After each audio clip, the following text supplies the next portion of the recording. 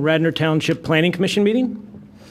First on the agenda are the approval of the minutes from our January 4th, 2011 meeting. Has everyone had a chance to review the minutes? And are there any questions or changes to the minutes? Were you going to address the attendance issue? We just had to say that Skip Kunda was absent. I made that change, Okay, yes. great. Then no, it's fine.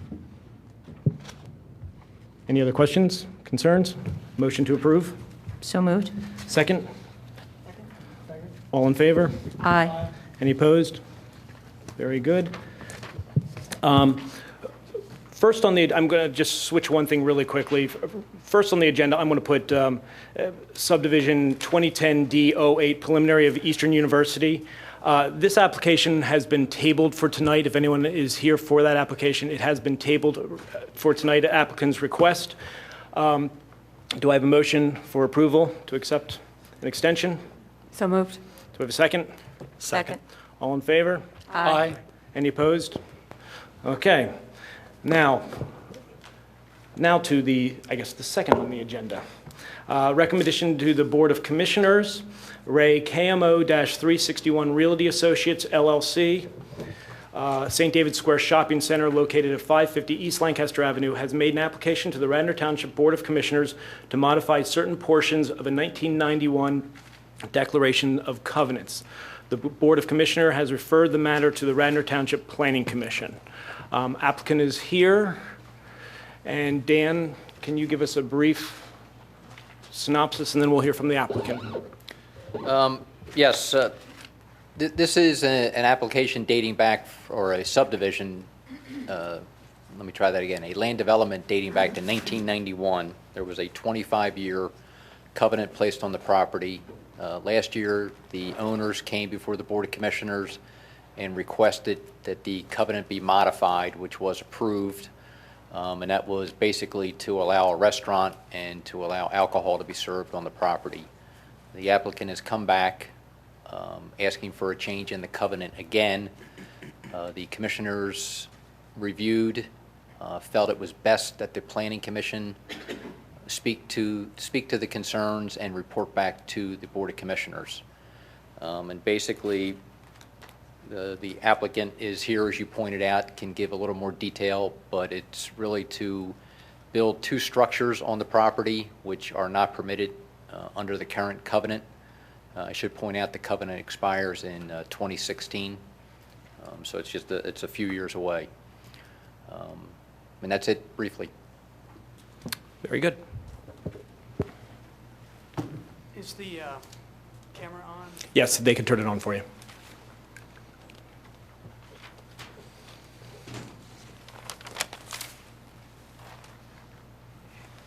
Good evening. My name is George Brosman. I'm an attorney representing KMO-361 Realty Associates, LLC. They're the owners of the St. David Shopping Center that's located in, or St. David Square Shopping Center that's located along Lancaster Avenue, and also has some frontage on Ivan Avenue.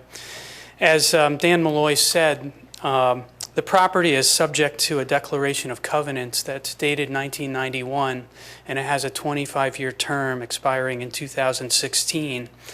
And we're here, we had filed an application to the Board of Commissioners of the Township to modify the covenant. The covenant states that the covenant is modifiable by the commissioners, and in fact, it's the commissioners are the only party that has the right to enforce the covenant. A little background might be helpful to you. When I got involved in this, I went back in the old township files and kind of looked back at the history to see what was going on here. You may remember that this site was the old B. Altman's department store site.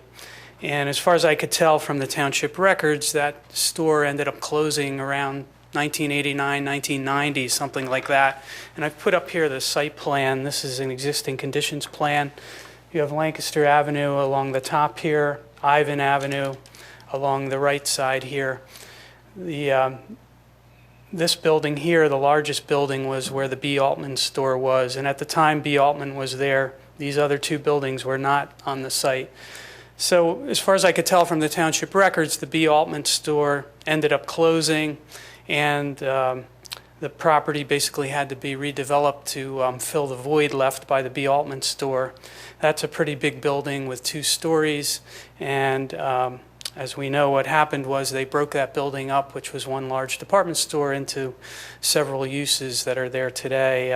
It's the Gennardi's supermarket, and another use, I think, is at Home Goods in the back, and TJ Maxx up in the front there. And at that time, in the early 1990s, they also got land development approval to build this building over here. It's what we call the 10,000 square foot building. That's the approximate size of it. And the other building over here along Ivan Avenue, which I would call the Micro Center building. That's where the Micro Center use is.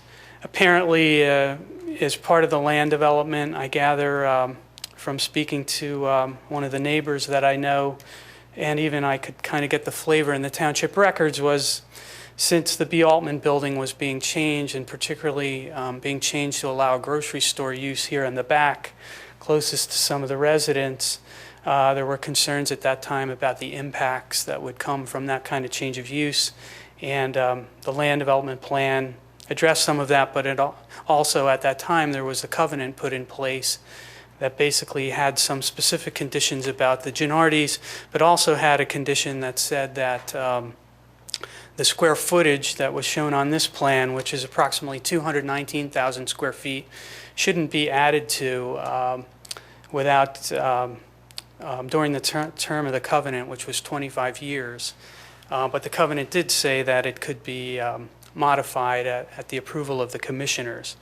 So it seems to me that covenant was put into place to deal with, give a little extra protection to what was going to come in the early 90s when the site got redeveloped, and particularly changing the B. Altman store to the grocery store use.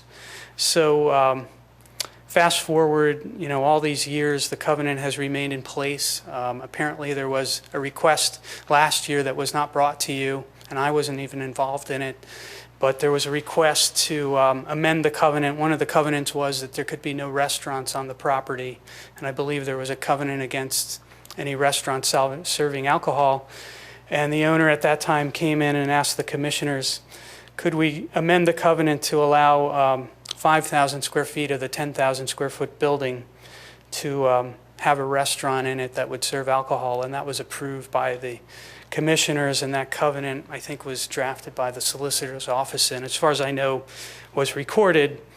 Fast forward to now, there's been some interest from the property owner to add and I have a plan that I'll show you that was submitted, possibly add a freestanding bank with a drive-through at this location, and they would like to explore adding an addition over here. Of course, to do that, normally they would have to file a land development application and plans with the township, which would come before you and ultimately to the commissioners. But we can't even get to that point because we have the covenant in place that says at least until 2016, unless the commissioners approve, there shouldn't be any additional square footage here. So we're really asking the commissioners to amend the covenant. We've limited the language in the covenant. I think you've probably seen it. It's very limited language. It would only modify the covenant to allow up to 10,000 more square feet of additional floor area. There was also a covenant, I think it probably related mostly to the grocery store, but it did say that there should be no outdoor public address systems. And of course, if we did come for land development approval with a drive-through bank, we know that there would be every drive-through bank has to have some sort of speaker system. So we've asked for a modification to the public address provision of the covenant, but limited only to a bank, and with a condition written in there that any such speakers could not disturb the nearby residential uses, which I don't think would be a problem.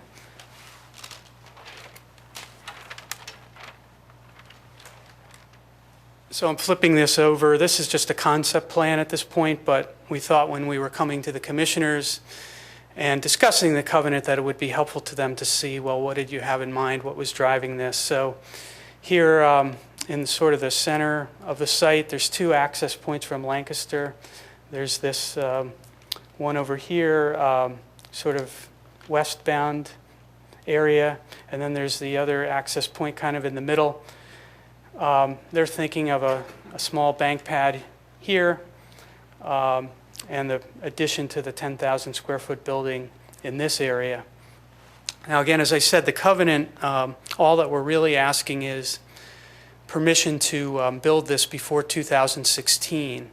The covenant wouldn't change anything about whether we have to get land development approval. In fact, the language that I have says we still have to go through all that. So it's sort of an odd application in front of you right now. I almost think it's like the issue is sort of, is there any reason why this should be delayed until 2016? The concept plan that we've put together, we believe we would meet all the zoning requirements, that this use would be allowed, the parking would be provided, and all of those things. So I think the commissioners, when we were there last month, they just wanted to be extra careful. They wanted to refer it here so that there could be a chance for public input and to get any thoughts that you had.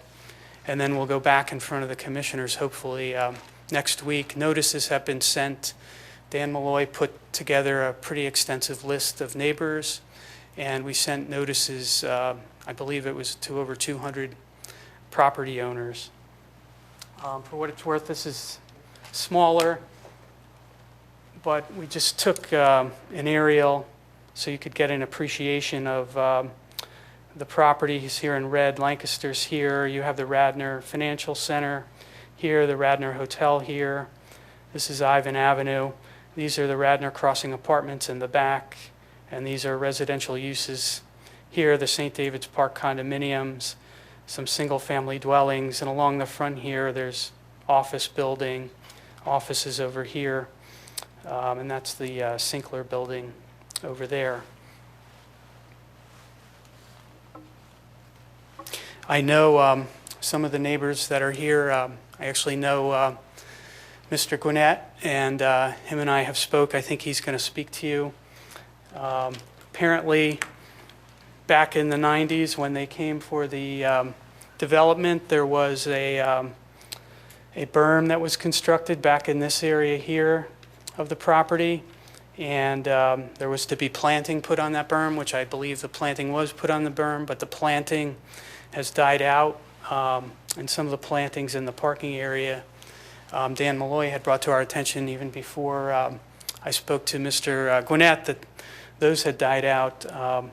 We're prepared during land development, if the covenant gets amended, to address some of these planting issues in the parking lot, and I've told Mr. Gwinnett and his next door neighbor that I didn't see any reason why this berm, the planting on that berm, that as soon as the season would permit, without even waiting for land development, we'll get those trees planted back there. And with that, I think that's my introduction. Okay. I actually just have one quick clarification for you. The prior amendment from 2009 allowing the restaurant and the liquor license use in this did come before us. The commissioners. Oh, it did, okay. The commissioners did send it down to us before it went back up to them. It was Okay. almost the same procedure as what you're following now. Okay, Just good. Point of I wasn't aware of clarification that. for the neighbors, but that did come before us. And I should say, when I started, he wasn't here, but in the back is Ryan Guheen. He's a representative of KMO 361, the property owner. And you want to come up, Ryan? And what I'd like Ryan to address is that, his role with the company and, what's brought this forward. Yeah, I'm the asset manager for KMO 361 Realty, and part of a new management team at the company, and we're paying particular close attention to this property and trying to obviously do the right thing by the community, the neighbors, and the council. And I'm here just to answer any questions that you might have about the proposal before you. Very good. Thank you. With that, questions from the Planning Commission? I have a question. You mentioned two planting issues that have been affecting the neighbors. The berm that's not currently planted because it's had some difficulties, needs to be redone. Also, street trees, you said Dan had pointed out. It wasn't street trees, I It think. was plantings, what was it? In the parking lot, some of the planting islands that are there, the plantings are, I don't know if it's... Not the right- ideal? They're not up to snuff, they're not in good condition. Well, my question would be, wouldn't improving those planting issues be something that would need to be done regardless of any further land development? Isn't that part of the existing? I think you're probably right about that. Why I suggested we wait on land development is that as part of the land development, we haven't fleshed out the plan. This is a concept yet, but they were looking at possibly actually making the landscaping a little better than it is in some of the areas.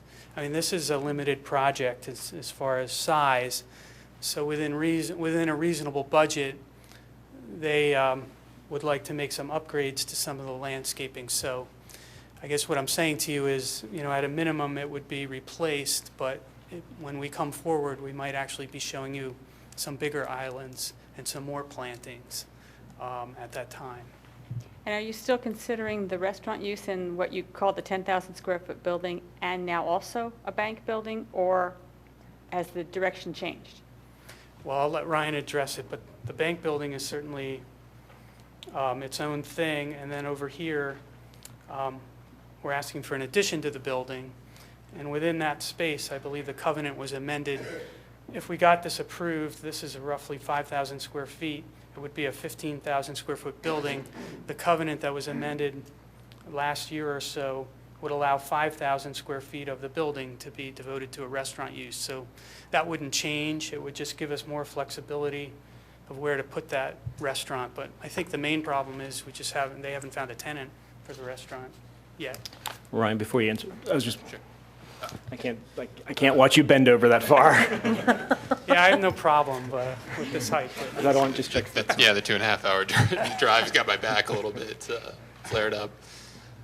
Yeah, we just haven't gotten to the point where we found a restaurant to take the space in the 10,000 square foot building, but we're excited about the prospect of tenanting possibly the new building with a restaurant, brand new presentation.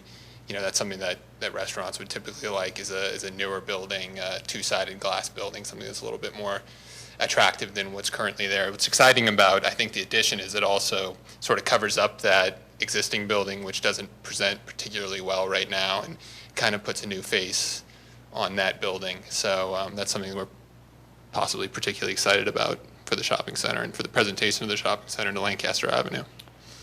Do you have any particular reason you haven't found out? Is it the shape of the space, or? It's been the market, I think, more than anything. We're seeing that the market's turning around quite a bit, and there's more interest right now. So we're excited about possibly the possibility of a restaurant. I think that I don't know the particulars of the prior approval for the restaurant, but I know that there was some excitement with the township, within the community, of possibly having a new restaurant. So we do hope to obtain that use if we can. This restaurant that you're looking to place there, would it be another fast food restaurant with its own drive-through? Oh, no. It wouldn't be a fast food or drive-through restaurant. But so far you haven't been able to attract anyone to the existing 10,000 square foot building.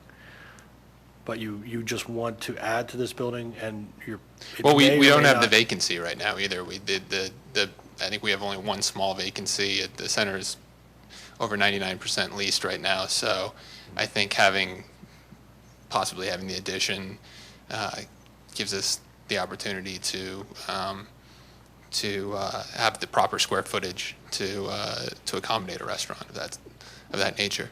And I should say that under the covenant as it was amended, the only place the restaurant is allowed is in this building. So you can see, there's really no room for a drive-through. There's no intention to have a drive-through restaurant there. That's not the kind of restaurant they're looking for. I can't really read the zoning summaries on this properly. Basically, the entire thing is impervious, right? I mean, between the... It's not the entire thing. There's pretty substantial buffers on each side of the But those trees property. are included as part of your, okay. Yeah, I think we're at, What's the plan with the trees along Lancaster Avenue? You know, there's that, if I'm, And under this, just to finish on the impervious, the good thing about this plan is, for the most part, not totally, but we're building over top of existing impervious. And we're probably slightly reducing impervious by this plan. On the street trees, I'm not sure we have a plan yet. That would be something we would do at land development. We do want to look at the landscaping, especially along here. yeah, our plan actually increases the green area. I think we're in the 30s right now, and I think the plan would slightly increase the amount of green. but the green along Lancaster or the green somewhere else? Um, I mean, I would think if you're going to put a bank in the front of a property like that and a new restaurant, are you going to be looking to take the trees out along Lancaster Ave? Oh, no. To increase visual, you know, the No, we view? wouldn't be taking, we Okay. wouldn't be removing the trees. In fact, we'd be adding green in front of the bank. Yeah, you can see here, and again, this is a concept. You'll get the real plan if we can modify the covenant, but these spaces here go to green and some green around here, and this is all on the existing parking lot. We've determined that there's a pretty large parking excess under code, so we have the flexibility to take away some of the spots in favor of the green. That's all I have for just now.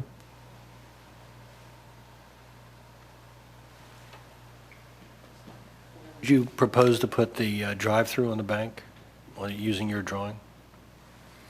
Well, this concept shows it at this location here, parallel to the entrance drive that comes in. So it would be visible from the drive. As somebody comes into the thing, they'd see the bank with the drive-through right there. The bank would be elevated, and then it would be screened off by, there would be a green buffer around the bank.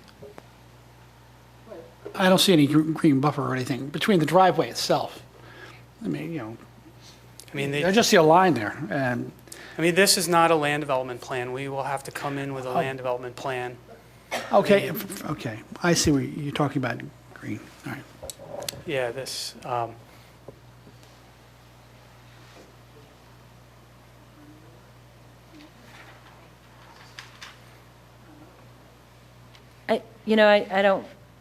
don't want to be you don't live around here, right? You're a representative, did I understand you came from a distance? Right, that's correct. So the one thing I'm struggling with about this, I understand the covenant's up in 5 years, but, you know, you haven't gotten a restaurant in there to date. And I'm thinking about the traffic from a bank. That corridor right there on Lancaster Avenue is really bad from about 3:45 till 6:30 every day. I avoid it like the plague. I don't do the food shopping in our family. That's a little, don't tell people, but my husband goes there on the weekends, but it doesn't get the business traffic. It's not bad, apparently. I just can't imagine going in here for a restaurant. It could be a lovely restaurant. The traffic would scare me away. So I recognize in 5 years you guys could kind of do what you want. I'm just, and I'm balancing that with, you know, gosh, do we want to bring in more traffic? The parking is sufficient. The buffering would be lovely. You know, that stuff is great, but the traffic on that stretch of Lancaster right now is just really, it's pretty onerous. yeah, we think the traffic, I mean, we could talk about it at land development, and as you say, we could do it in 2016, but this is really small. I mean, the square footage that's there now is 219,000 square feet approximately. We're asking to increase by no more than 10,000, and it may well be less than that, because we're not sure exactly how the bank will be. As uses go, a bank is a fairly low traffic generator, and a restaurant, you know, I think will be busier at night when other things are less busy. And you know, I think a lot of people that would use the bank are already going to be coming to the shopping center or would already be driving down Lancaster Avenue and would be going there because it's convenient in the travels that they're already making. I'm just more concerned about having buildings built and then they're empty because people don't go in there because the traffic is, well, I'm sure the neighbors will comment on that, but it's not where I go in the afternoons, that's for sure. And we wouldn't be planning on adding any additional restaurant space than what's presently allowed. You know, I think it's pretty well defined what additional restaurant space is allowed in the covenant. So we wouldn't be adding any more restaurant space than is currently permitted. I have a question for you with regard to the proposed plan. I know this is just a sketch plan, but with the zoning and your impervious and your building, I was trying to read, but my copy is a little smaller. In accordance with our current zoning ordinance, with these two building additions, is this property then maxed out?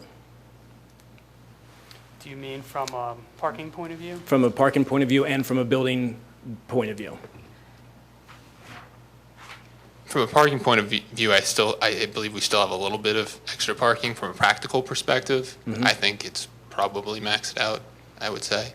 Okay, but from a technical standpoint, I think there's still an additional slight surplus Yeah, this plan. based on the preliminary plan. This concept plan, Mr. Rhodes says that, based on our calculations, which would be reviewed with greater scrutiny by when we came for land development, that this shows 875 spaces required and 898 provided. So there's only a few okay. extra spots, and I think that's going to be the primary driver as to And how what you about, could build.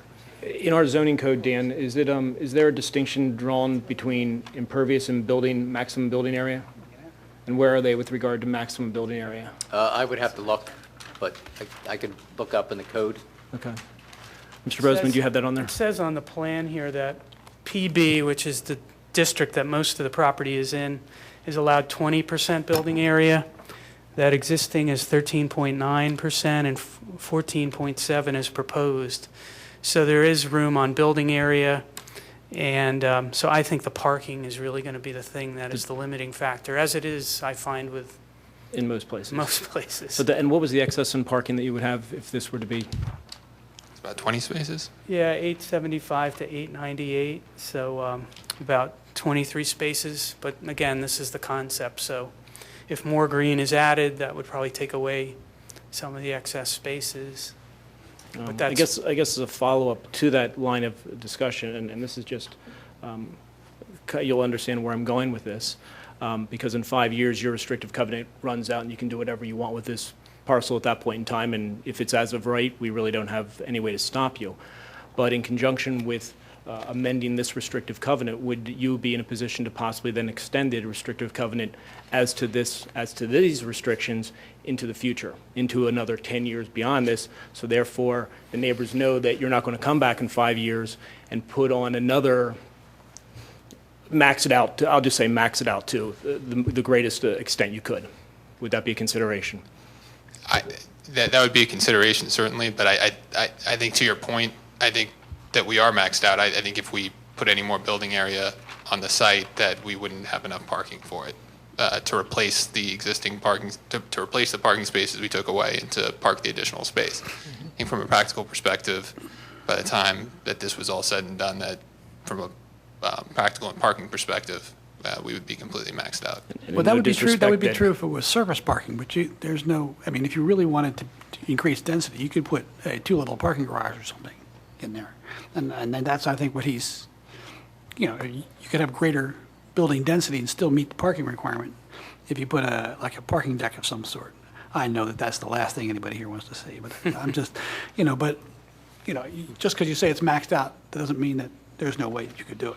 I'm an engineer, sorry. Well, we'd have to, I can't imagine that's in the cards, but, they do have to come in for land development, and I don't know if something like that would even comply, I have another comment for you about the parking density. Upper Merion Township, which is an adjacent township, just went to 4 spots per 1,000. And they're putting in a Target store that they're putting up on stilts, which would solve the parking issue. So in effect, the building is above the parking. So the chairman's question is very germane. If you'd be willing to agree to halt further development for 10 years. There are things on the horizon or methods of building that would permit you to get around it unless you entered into that covenant. Yeah, I mean, they could consider it. I don't know why they would want to extend the covenant, quite frankly, but that's something they would have to consider. Understood. What's Just a this? question. On the zoning summary, because your plans are blurry, the minimum green area and the height, the top calculation, minimum green area, does that say 15 or 45? 45. So you're not even at the minimum, you're not meeting our current code for green area? And in your proposal, you still won't meet it? Do I That's understand that correct. correctly? The property is legally non-conforming to those requirements. Okay. And they're not going to go and, I mean, they couldn't, I don't think they could meet that 45%. They'd have to take away too many parking spaces, and they'd probably be in violation. We'd be improving upon it, Right. the existing condition. And the height is, again, it's blurry, it says 38. Do you have I think that says 38 for height. Is there a 38 is what the code allows, and existing as a question mark. They didn't measure what the existing buildings are, but I can tell you that a freestanding bank and the addition to this will not be as high as these other buildings. Sure. So, Dan, this is a question for you, if it's okay to ask. They'll just continue to be non-conforming even at the end of the covenant? They just have that with regard to the minimum green area, right? That's correct. Okay. I mean, it could be something, I mean, we would certainly want to see them make improvements, but if they were going to go in the opposite direction, we would insist that they go to the zoning hearing board to get relief. Okay, thank you. I have a question for Peter, our solicitor, this evening. Under those same guides, when you look into the non-conformity, the existing non-conformity, if they have to go through land development, wouldn't part of that is to put it into conformity at that point in time, or is the non-conformity grandfathered? The nonconformity is grandfathered, so even though they're going to make improvements to the property, they wouldn't have to bring the green area into conformity. But like Dan said, if they tried to go further out of conformity, make it worse, that would not be allowed. They'd have to get zoning relief. But they can continue it at its present level or make it better, and that would be allowed. The intent is to make it better. Understood. But there's no change in percentage in the proposed green. I don't see a change. There's a slight increase. Again, the numbers are a little blurry. Yeah, I mean, what they're I read proposing. minimum green area 31.4%, and And this isn't a proposed is land, 31.4. this isn't a land development Okay, plan I'm just plan saying, yet it's the either. same numbers. Which they're entitled to do. They're entitled to keep it that way. I just was correcting, he said you wanted to make it better. If the percentages are the same, then it's not better, it's the same. Well, what we Different. had said was, this is the concept. When we come for land development, one of the hopes is that they will add some more landscaping to the site, so it will get better in that regard.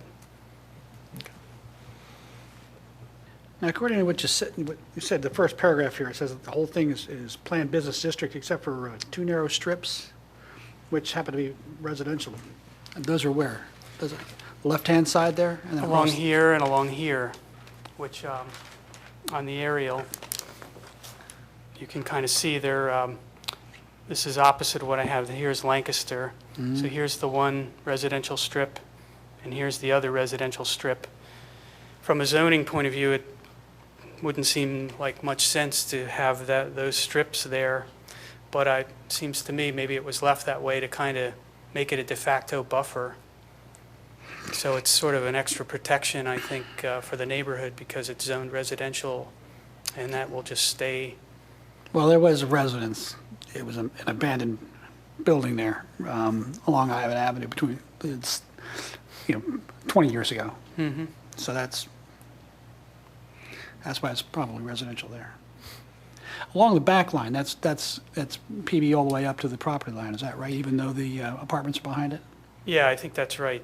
It's all Or there might be a strip there. I'd have to look at the zoning map. I don't know if you know, Dan. I have a zoning map. It's not that important. As long as you're leaving that, that's where that green buffer is anyway, right? Yes, Yeah. that's correct. Okay, and that's where they went to put, redo the plantings and stuff like that, the berm. Yeah, exactly. Here's the zoning map. I don't know if it will lay flat enough. Is it laying flat enough? No. So here's Lancaster Avenue. Here's the site in purple, which is the PB designation. The Radnor Crossing apartments are the PA. I guess that's planned apartment. You can see the green strips on either side. They actually go around this whole island of PB and even around the PA. And the green is R1 on the key there. So as to our site, as I said, it's kind of an extra protection for a buffer area, it seems to me. Thank you. Any other questions? We'll go to public comment. Thank you. We'll go Thank to you. public comment now.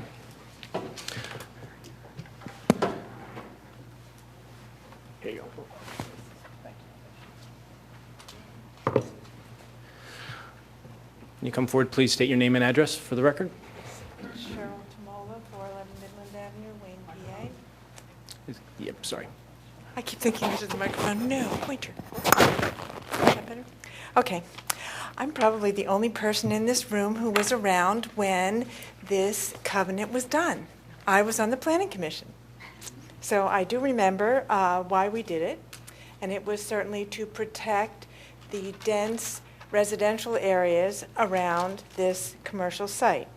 And the interesting thing about the little R1 around the edges, that was left over from like the 1960s, when all of what was at one time Sears, which is now the corporate area there, had the same kind of buffer around it. I don't know whether it still does or not, I don't know. Anyway, that's an aside. The reason I'm here. Okay. I think I'm not really in favor of this, and I'll tell you why. That I find that these people have not been exactly the best corporate neighbors. They have dumpsters in the front of the buildings. I know that these are the businesses that run these dumpsters, but in some way, if it's your property, it's your responsibility. They overflow. The whole parking area is a mess.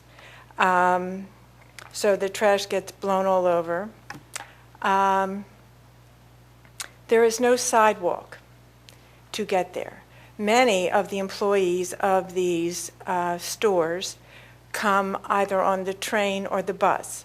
There is a sidewalk from the middle of the site, which I'm not really sure where that is in there, that goes up, but most of the people come along from the train. There's a sidewalk only on the north side of Lancaster Avenue and a crossing where the westernmost driveway is. But once you cross there, you can't get up that hill, and you have to walk to the middle. So invariably, there are people who struggle up that hill who are coming from even the neighborhood. You can't walk there without getting into the street or walking over the lumpy ground. And in the past, and in fact, when this was up the first time, I requested that they put a sidewalk there, and they said there's nothing that makes this do so. I know that this is not the land development period. Thank you. But as a heads up, I would like to make sure that all of you know that in the future, when it is land development, that this should be better served for pedestrians. There is also no pedestrian flow within the site itself. These parking numbers that they are citing, I walk by there frequently, walk to that spot when I am not buying too many things. And I recognize that I cannot go safely to the computer store and then walk over to where Bed Bath & Beyond and the TJ Maxx is, because it's worth your life to cross there, just between those two. There's no There's no watch out for pedestrians. There may be a marked area, but of course it all gets buffed off and you can't really see it. There's also no transit between the back of the site and the front of the site. So that if you're going to, say, the Home Goods, and you want to also go to Bed Bath & Beyond, the Micro Center, or whatever, you can't get there by foot. I mean, you can, but you'll be battling cars, and the roadway is narrow. Not that I disapprove of narrow roadways. I think they're good for the environment. But, so this whole site does not work well as a center. It works, I mean, it's so bad that you have to get in your car in front of TJ Maxx and drive around to the grocery store, or vice versa. That doesn't make any sense. So I'm just laying this out for future concepts. There's also no bus shelter. And it's really an amazing thing to see the people standing there in all weather waiting. And they're employees of these sites, waiting there for buses and getting splashed by various cars going by. So I think that's another thing that needs to be improved. I know that we need tax ratables, but there is, and we like these kinds of things because they're supposedly a little or no draw on our services. However, these sites are relatively intense in that almost always in the police briefs, there are people shoplifting there, just saying. So they are a source of some need. And as Susan has mentioned, the traffic there is atrocious. People try to squeeze out ahead of time. I mean, it's just a big mess. And I wanted to let you know that the reason that we didn't want a restaurant there was what I refer to as the Manila effect. That there's dense, with the exception of one small building next to it on the west side, everything on the south side and the west side is intense and dense residential. If you put a restaurant there, their exhaust has to go somewhere, and it's going to go on these people. Just saying. Another thing about they're only covering a certain amount of the site. Well, there's a reason for this. It sits like this. There's steep slope all the way around it. They're counting this as buildable land. It's not. They didn't build there because they can't build there because it's too steep a slope. And I'm glad that someone mentioned that the building's unattractive, the little 10,000-foot building. If you're coming up that driveway, it's very unattractive. This is all part of this is something in our community that you want to enlarge upon, and it's not gracing us in any way now. It's a poor site for us. And if they're talking about impervious reduction, I would like to know how much impervious reduction. And the parking thing, if you're going to say you have all these spaces and the parking's over by the CompuCenter, it's not going to work because, and we have so many drive-through banks, it's bizarre, and there's that one sitting there in the middle of Wayne with no customers. So I don't understand why we need yet another drive-through bank here in Wayne. And I think that's pretty much my whole laundry list of things to say. Thank you very much. Thank you.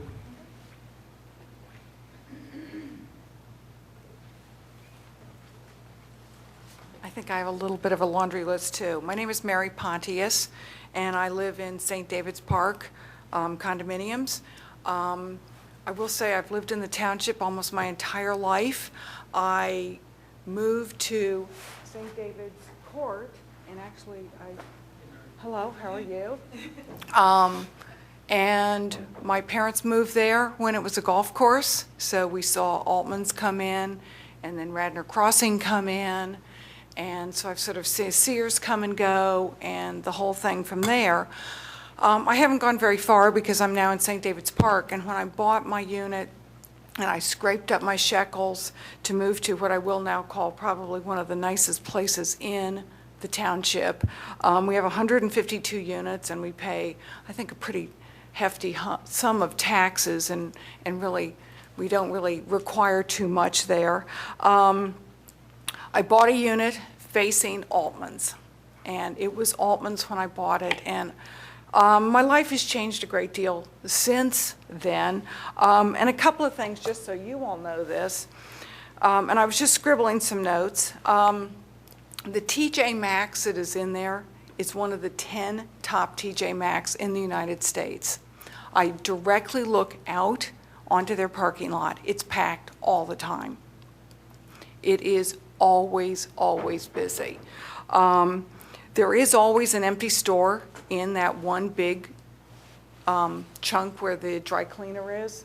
There's been an empty store there frequently, and I wouldn't be surprised if Pet Value doesn't re-up because there's nobody ever in that place. The one thing, talking about the parking, you've got to consider that Gennardi's always keeps 4 or 5 of their parked trucks in there, their delivery trucks. They've also taken up parking spaces, because I look out at this, I worked at home for 13 years. They've now given places to clothing bins, and then they have their fat dumpsters and all kinds of other dumpsters that they keep in their parking lots at all times.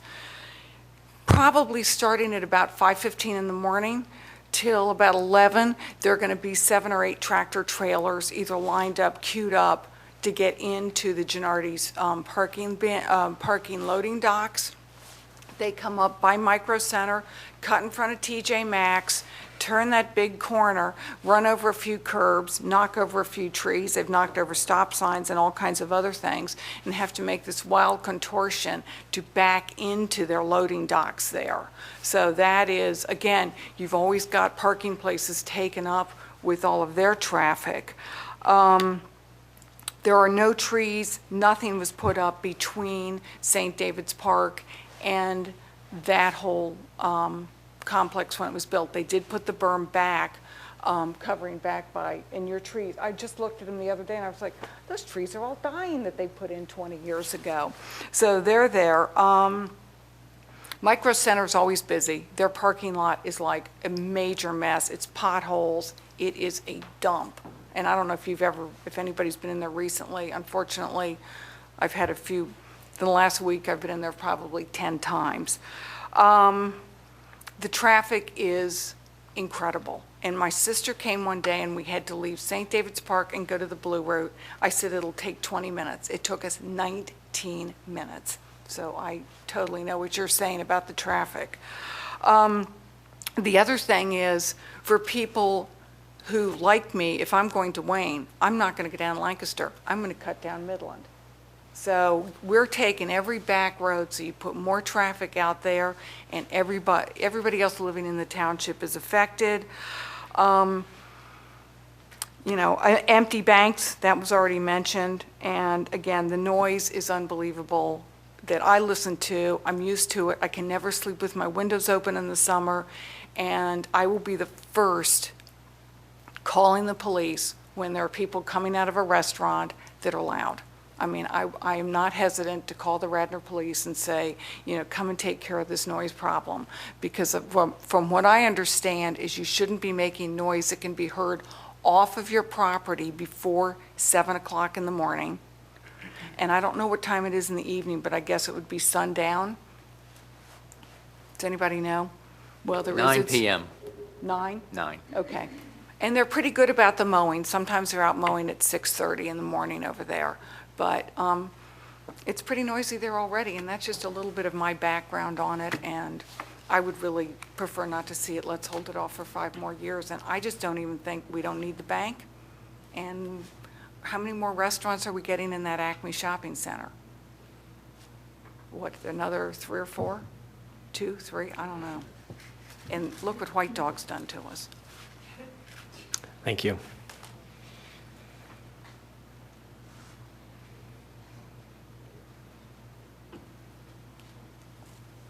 My name is Brenda Oliphant, and I live at St. David's Park. I have lived there for almost 30 years, and it has been no regrets in buying the unit there that I bought. I also work in the area. I work on King of Prussia Road, so I am very familiar during the day of all the levels of traffic. I find that the density of traffic, especially up to 6:30 in the evenings. On every Thursday night, I go to Bryn Mawr, 4 miles away, and I leave my house to give myself at least 45 minutes to drive 4 miles. And it takes almost 30 minutes just to get out of St. David's Park and pass the Blue Route to go east on Lancaster. There's already a bank in this shopping center, and the joke used to be years ago that when you saw an empty corner, well, another gas station will go in. That joke has been turned into, well, there goes another bank, and usually it turns out to be a bank. I am amazed. I don't know how many banks we need in this area, but they just continue to pop up. The parking, I know right now is a good time to go look at the number of parking spaces. They are greatly diminished with the piles of snow. They are sacrificed because of the snow. And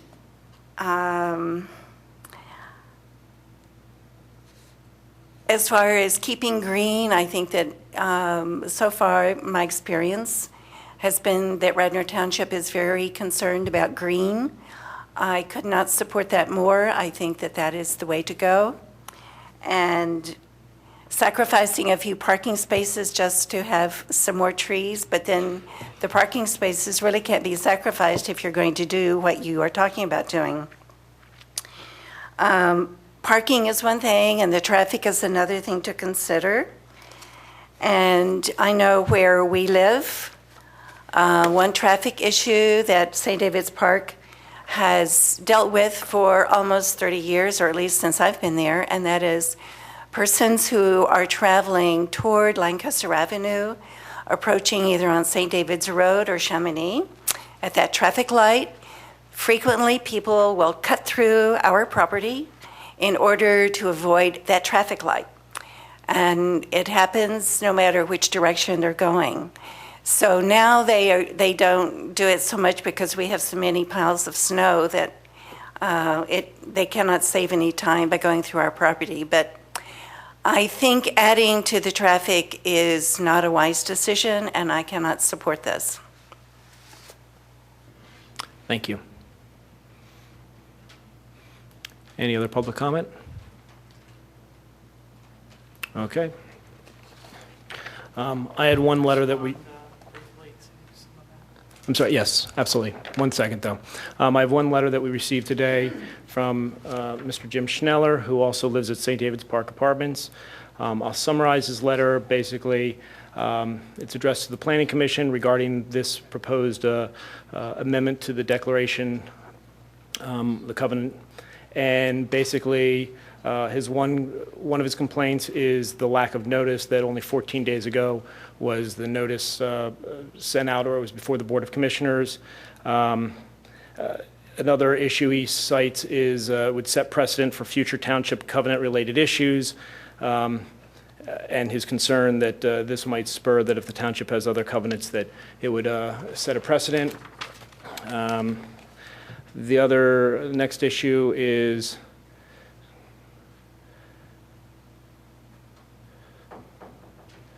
he doesn't feel it should be amended, that they previously regarded a restaurant and liquor license, and that it shouldn't be any further amendment.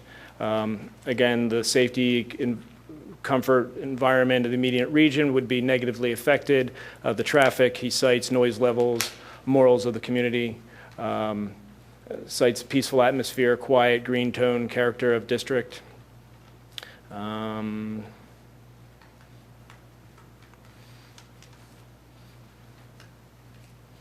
More sounds, more signs and loudspeakers and pedestrian walkways. And I think that adequately summarizes Mr. Schneller's letter. With that, Mr. Brosman, would you like to comment? Just real briefly, I just want to clarify the restaurant is already approved. We're not here for the restaurant. Whether the restaurant will come or not is a market issue. A lot of the other concerns that we heard are exactly the kind of thing that we could address at land development. And we're here basically saying we'd like to come forward with a land development plan before, sooner rather than later, before 2016. Well, it's 2016 that it can't be built until. But the land development, we've talked about many of the issues that were brought up. We've already talked to Dan about seeing what we could do to add sidewalks. We've talked about the intersection in that area, whether any striping could be added. So, I think by allowing the covenant to move forward might allow things to actually be improved, some of the things that were talked about. So we would ask that you recommend this to the board, and thank you for your time. Thank you. Okay. Discussion by the Planning Commission? It's been a while, maybe a week since I was up there. In the portion between the driveway, which is on the west, it butts right up against, what kind of plantings and so forth are there? Are there trees? Are there bushes and so forth along there, or what? I mean, There were a few old pine trees that were probably planted. There's a chain link fence that was put in when all. microphone, please. We need you to come to the microphone so that the people at home. There was a chain link fence that I think was put up when I know was put up when Altman's was built, all around the property. And they planted a few pine trees along the roadway there. So it's does not abut our property. They get some, there's some maple trees that have fallen down, and they've done some work. There's some on our property. We take pretty good care of our trees. In fact, we take very good care of our trees. But there is a lot of undergrowth that they plow down twice a year. They just totally mow it down, which is kind of sad because we have raccoons, we've had a fox living there, and there's even a doe with 2 babies and a big buck that live back in that area. Our little nature reserve. But there are some trees, but the trees that are there are big old pine trees that they've had to take a lot of the branches down over the years, and they really need to put some new plantings in. I mean, they look horrible. Okay, now if they were to put new types of green buffers and so forth along that whole, would that address many of the issues that you're dealing with? Well, it would just be sight. I mean, you're still going to have the noise issues. That's not going to go away. You can't get rid of those tractor trailers. I mean, I have a grocery store in my backyard. But Discussion? I think that a lot of the issues that the neighbors have brought up, I'm sorry. No, good. I think a lot of the issues that the neighbors have brought up are applicable to the site as it is now. There might be some increase with some of these problems with a new bank building. But so many of these problems are already there and have not been addressed. There's clearly pedestrian issues, safety issues. Those are design issues that should have been addressed long ago, but now possibly could be remediated. Problems with plantings, problem with the use of parking lots for bins and other things. It sounds as if, from the impression from the neighbors tonight and from my own experience driving to the site, that the site's not well kept, as well as it should be to meet what we expect here in Radnor. But I don't think we're in a situation where we want to say, well, there's all these problems, but if we go to a land development plan to increase our use, maybe we could fix some of that. No, these things should be fixed now. These things should already be fixed to show that this property is a good neighbor. These things should be fixed because it's an incredibly well-used site. There's a lot of people going in and out of there all the time, and it should be a better site. I would not like to leave this in terms of our discussion and saying, well, yeah, there's some problems here. Maybe we could fix them in the next stage. No, there shouldn't be a next stage until these things are taken care of. I also think that because this covenant was put into place, when was it, 91? With the express intent to protect the neighbors from further development and to protect the neighbors from these exact kind of problems, because these problems do exist, it doesn't encourage me to think that it would be a good idea to lift this covenant. I realize it won't last forever. It's only going to go to 2016 anyway, and then all of these issues are going to come up again if the site is looked at for land development. But I don't think we're in a position to offer less protection. to the neighbors when there's already an existing problem. Yeah, I want to chime in on something that you all could answer because I wasn't on the planning commission. When the First Amendment was made, were there any concessions agreed to at that time?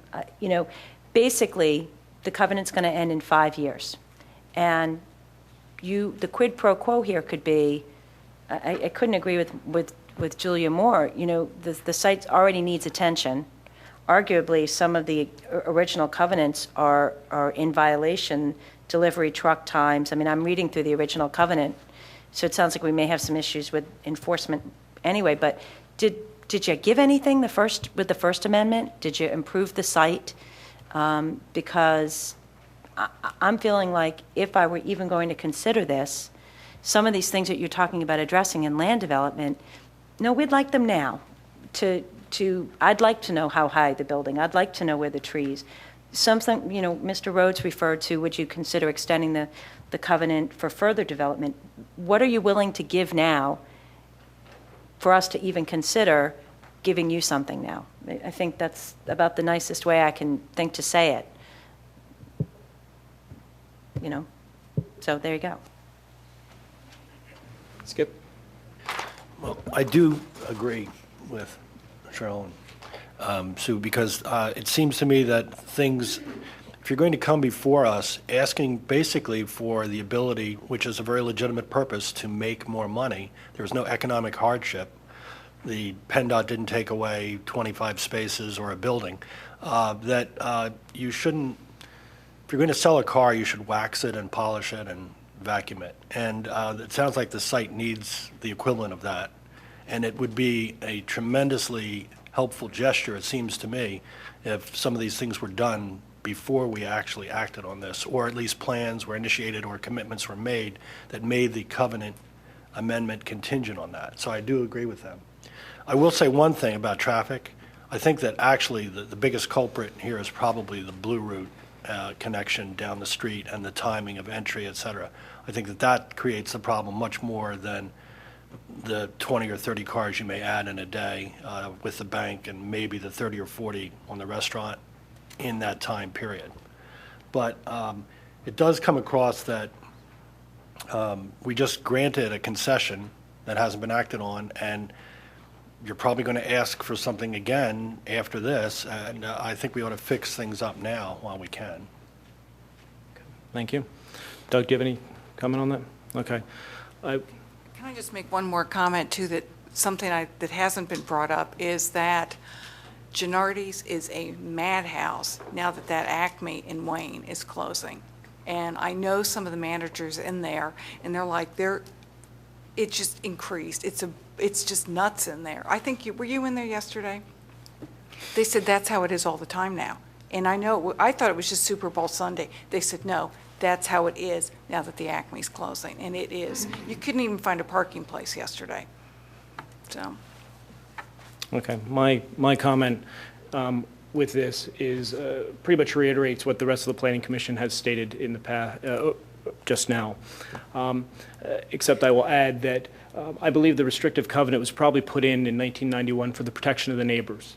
And I think the neighbors are feeling slighted that you haven't reached out to them and met with them at this point in time. And I think that's probably behooves you to see if you can work through something with these neighbors before you even approach the commissioners, because I have a feeling that you're not going to get our sentiment going forward to the commissioners at this point in time. I do think you should consider alternatives, different ways. I'm not saying that I'm the creative one. I think that, to get this now, you extend the covenant, something along those lines. But as it is right now, I really don't.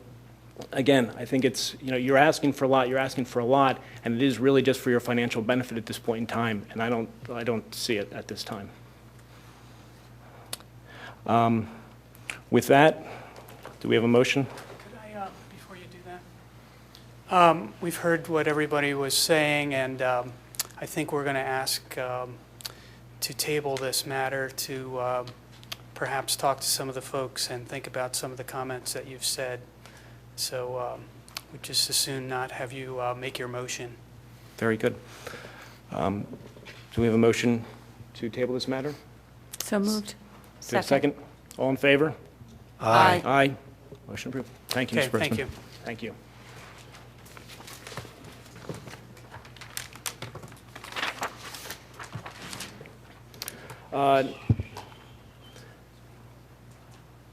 Just if the people that were here for that, if they want to leave now, it makes it easier if you want to go at this point in time, unless you want to stay for the rest of the meeting. We've got some wonderful things on our agenda, ready for prime time right now, and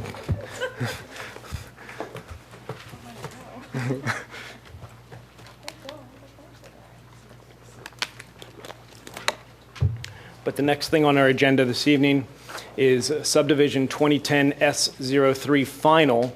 The estate of George R. Atterbury, deceased G. Morris Dorrance, executor to subdivide existing 13.6 acre parcel into 4 lots at 615 Newtown Road. Is the applicant here? Mr. Fiorello, nice to see you.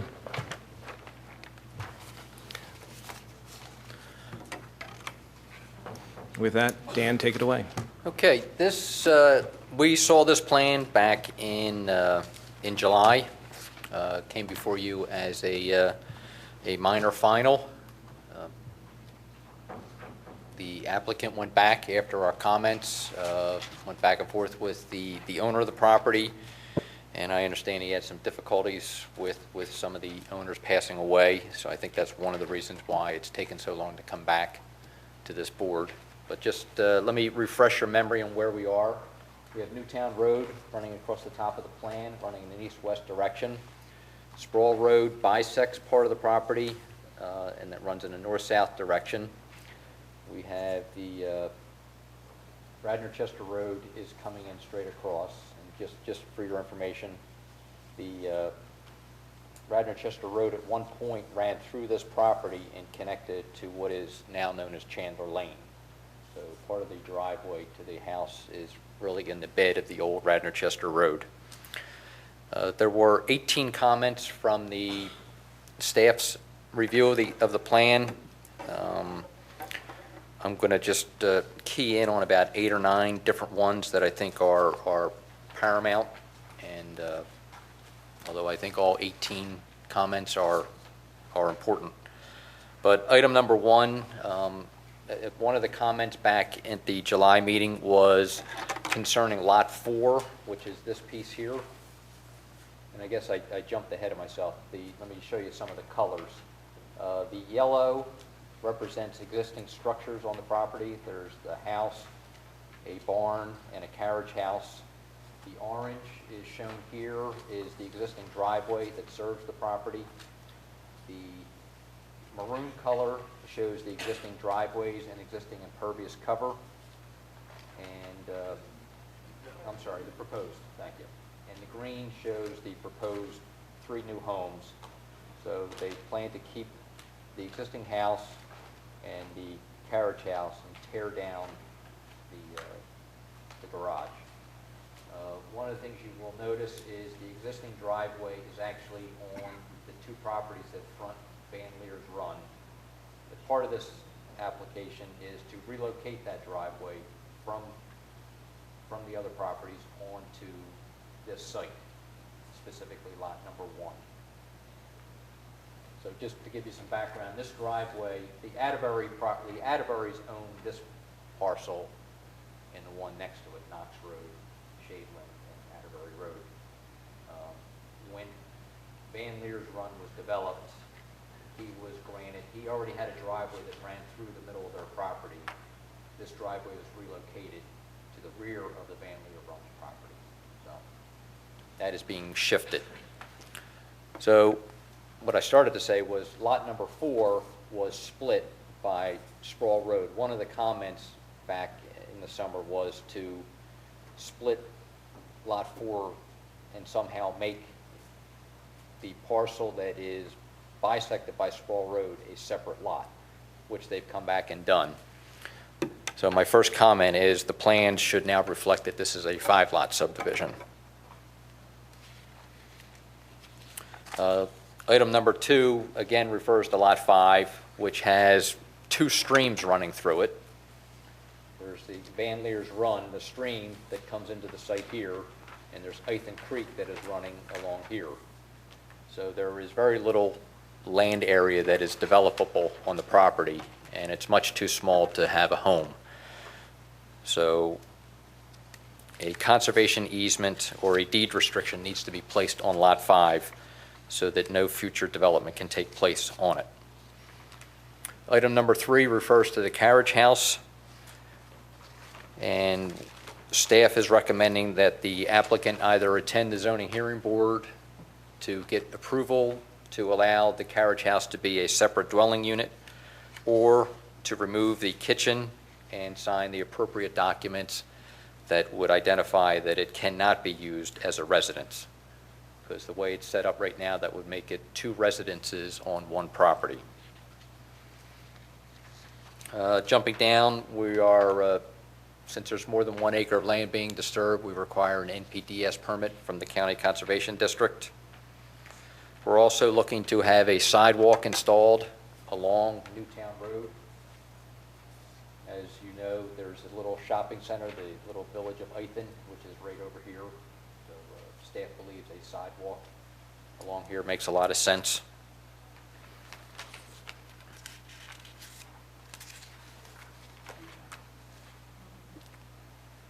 I'm sorry, yes, Newtown Road. One of the things that we had a concern was the driveway that serves these 3 homes. The way it's currently configured, any delivery trucks, trash trucks, anything that's coming to pick up has no way of turning around once they enter. So they either have to back all the way in or back all the way out.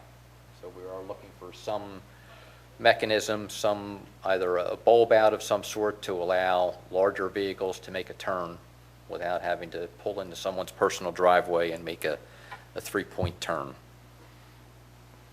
And item number 15 is based on my conversation with the 2 neighbors who live on Van Leer's Run. And this is referring to removing this driveway. I have had a conversation with the applicant about making some of these changes, or actually change to the construction sequence. I know he expressed a concern about some of the timing that I have listed here, but he can address that when he gets up here. But specifically, we're looking to allow the existing driveway to be used for approximately 30 days to allow the builder to enter the site and construct at least some portion of the new driveway and use that as the construction entrance. And then within 60 days of this first being used, that this is removed and a small berm is created to prevent any water from running towards the homes. And the berm would deflect the water down towards Van Leer's Run, the stream, not the road. And that the area be seeded and stabilized, and with the proper erosion control mechanisms. One of the other comments that the neighbors had was that easement be extinguished. So we are looking for a note to be added to the plans that would indicate that. I do believe that is an issue that the neighbors have to work out since it is on their deed, the easement. And as I said, there are all the comments we feel are important, but I think those are the most important ones that should be discussed tonight and brought up with the applicant. Okay. Thank you, Dan. The applicant?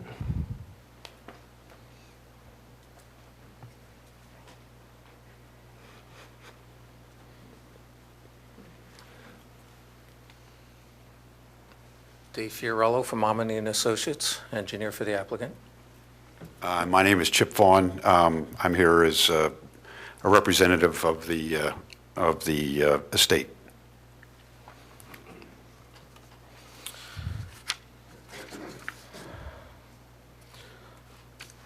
I think as a little bit of background, we've gone through Dan's comments. We had received some preliminary comments, and we have addressed them as part of these. Dan's comment about Lot 5, we have no problems with deed restricting that. We had defined that on the plan as a non-developable parcel. So we were figuring that it would be some type of parcel, whether it be owned by the owner of Lot 4, however, but we can figure out the proper way of of putting the proper covenant or deed restrictions on that. Could be offered to one of the adjoining property owners to be merged with theirs, but again, the site is all floodplain for the most part, so it is non-developable. So we have no problems with, I would say, almost all of the comments that they had come up with, but I think we want to work out with Dan the configuration of the driveway turnaround. We can make that work.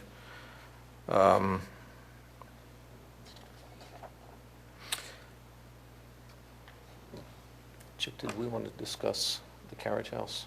What is the estate's thinking on that? The estate would like to try to figure out a way to have that structure remain. They don't need it to be another residence in the sense that it would have a kitchen, be more like a guest house for the owner of, which lot is it? Lot 3. So my guess is that they don't really want to have to go before the zoning hearing board, so I'll have to check with them, but I'm pretty sure that they are fine with taking out the kitchen and signing whatever document Dan was referring to. Okay. I think most of Dan's comments with regard to the easements and things like that, we have no problems with. Dan did mention that he's suggesting a limited amount of construction time, let's say 30 days for the construction of the new driveway. A lot of that would be dependent on weather conditions and things like that. So I had mentioned to Dan the possibility of making that 60 days, but I think we can work that out so that we can address the concerns of the property owner. So this is the first item of construction, and that this driveway will be utilized by all the construction vehicles to then, as soon as that's in and functioning, we can then immediately begin to take out the existing pavements behind the homes of the houses on Valier's Run, so that's not an issue. I think the one thing we do want to discuss tonight is sidewalks. And the need, understanding the township's desire, but also the fact that because of the lay of the land along Newtown Road in this way, it would be difficult to put sidewalks in that area without a lot of grading, tree disturbance, and things like that. We'd almost be disturbing a lot of the vegetation along the frontage of the roadway in order to construct some type of sidewalk. I brought some photographs of the property frontage along Newtown Road.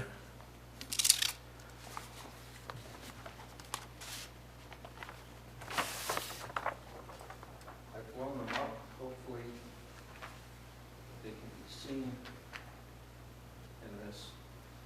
The property frontage, this is a view of the Newtown Road looking west from the first driveway opposite Radnor Chester Road. The site, the property itself is on the left side. You can see the embankment, the number of trees, the existing fence along there, which makes it difficult for grading and really to put some type of a sidewalk along there.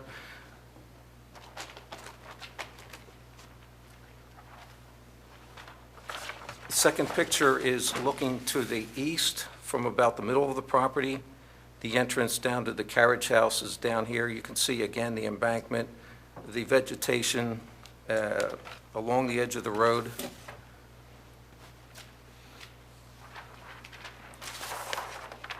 This is a picture looking east on Newtown Road from the point of where the new driveway is coming out. Again, the heavy vegetation, the embankment along the roadway.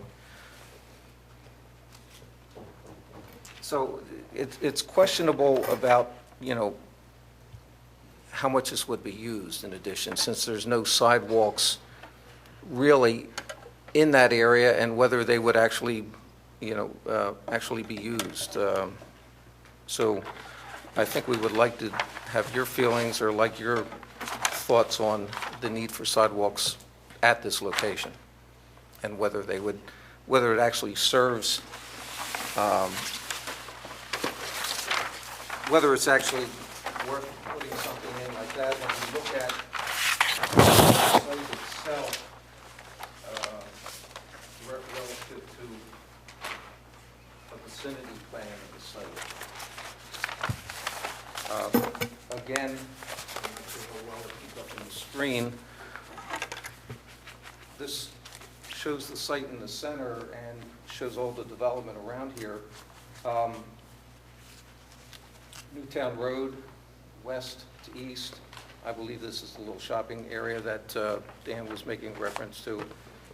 Radnor Chester Road is rather steep. It is somewhat of a blind intersection coming through here. And just, you could put sidewalks along there, but there's really nothing to connect them to. So, Is that across the road there? It's a big stone wall up yes, entirely. that is correct. How far is that stone wall from the road? I mean, would it rationally be possible? I'm not suggesting y'all should do it, but could you put a sidewalk on the opposite side of the road? That sidewalk, or I'm sorry, that wall is not along the whole frontage of the property. Just talking about the wall in front of the church. Yeah, the wall in front of the church, there is a wall further up Newtown Road, I guess in front of the Van Leer's development. It's close to west of the site. That wall itself is roughly 4 feet off the edge of the road. But then, once that wall stops, you have this embankment on the other side of the road that's probably even steeper than the embankment on our side of the road. How close are the trees and so forth to the side of the road there? I mean, if you were to put a 3-foot or 4-foot wide sidewalk, would you have to cut down most of the trees along there? You would probably be cutting down a significant amount, only because you would have to do a certain amount of grading, because right now, the edge of the road, from the edge of the road, there's no shoulder on the edge of the road. The embankment sort of starts right off the edge of the road, comes up about 3 feet, and then crests and falls down into the site. You can see this embankment along here, right on the other side of the fence. It then starts falling off and going down. So you'd have to do a significant amount of grading in there to get an area flat enough for the sidewalk. And then that grading is going to be some cutting into the tree canopy and the tree roots itself with that. I have a question. I'd just like to, Let me just. I'm sorry. Go ahead. Just getting back to, so I just want to summarize. So your issues on Dan's memorandum. Sure. Would be still number 3. You need to work through that. Well, zoning, number 3, I think we will remove the kitchen from the building. So I think we won't go to the zoning hearing board. We will make, we will comply with point B of item number 3. Okay. Item number 7, Shade Tree Commission, have you been there? Yes, we were in front of them way back when. Okay. We met with them. One of their, several of their comments included the alignment of the driveway, and we made some revisions to the driveway to address their concerns. Okay. Obviously, we're dealing with number 11 right Yes. now. 12, we can talk about, but that's obviously still an issue that you need to address. Well, 12, I think we said we would work out a configuration that would be acceptable, that we will provide some type of a turnaround there. Whether we work that out with you, the configuration, or work out with Dan, but we have no problem with providing that. 15, 15 is no problem other than the timing. and 16, We have no problem with that. and your client agrees that he'll do whatever it is to extinguish do an abandonment of an easement We and will, record it? we will allow them to be abandoned, but I think as Chip may have mentioned, they're probably in the deeds of those respective property owners, or Dan mentioned that, so we would work with them to work out the proper language. Okay. So that really only takes us to note number 11, and any Yes, sir. other concerns that the commission might have, but, okay. So I'm sorry, Mr. Vaughn, you were going to say something or ask a question? I was just going to say, I've lived around here the last 30 years or so, and that little stretch of road has always kind of been, almost feels like you're back on the farm, and to put a sidewalk in there, I think more than anything would just ruin the look of what's going on there, relative to the number of people who would actually use it. So that's a personal comment. That didn't come from the estate. That's just coming from somebody who drives that road probably 2 or 3 times a week, so. Okay. Okay. Now, the one thing I just wanted to let everyone on the Planning Commission know that, and in the audience, this is a final plan. This is not a preliminary, this is final. So once this moves from us, we do not get it back. We approve it and it goes on to the commissioners. Well, I'd like to take a moment. I'm sorry, did I interrupt you again? That's Go ahead. okay. I really only have 3 pretty quick questions. Sure. The one is the Shade Tree Commission meeting. Yes. Did that include, you mentioned that if you put in sidewalks, you'd have to disturb some tree roots. Did that meeting, was Shade Tree aware of that?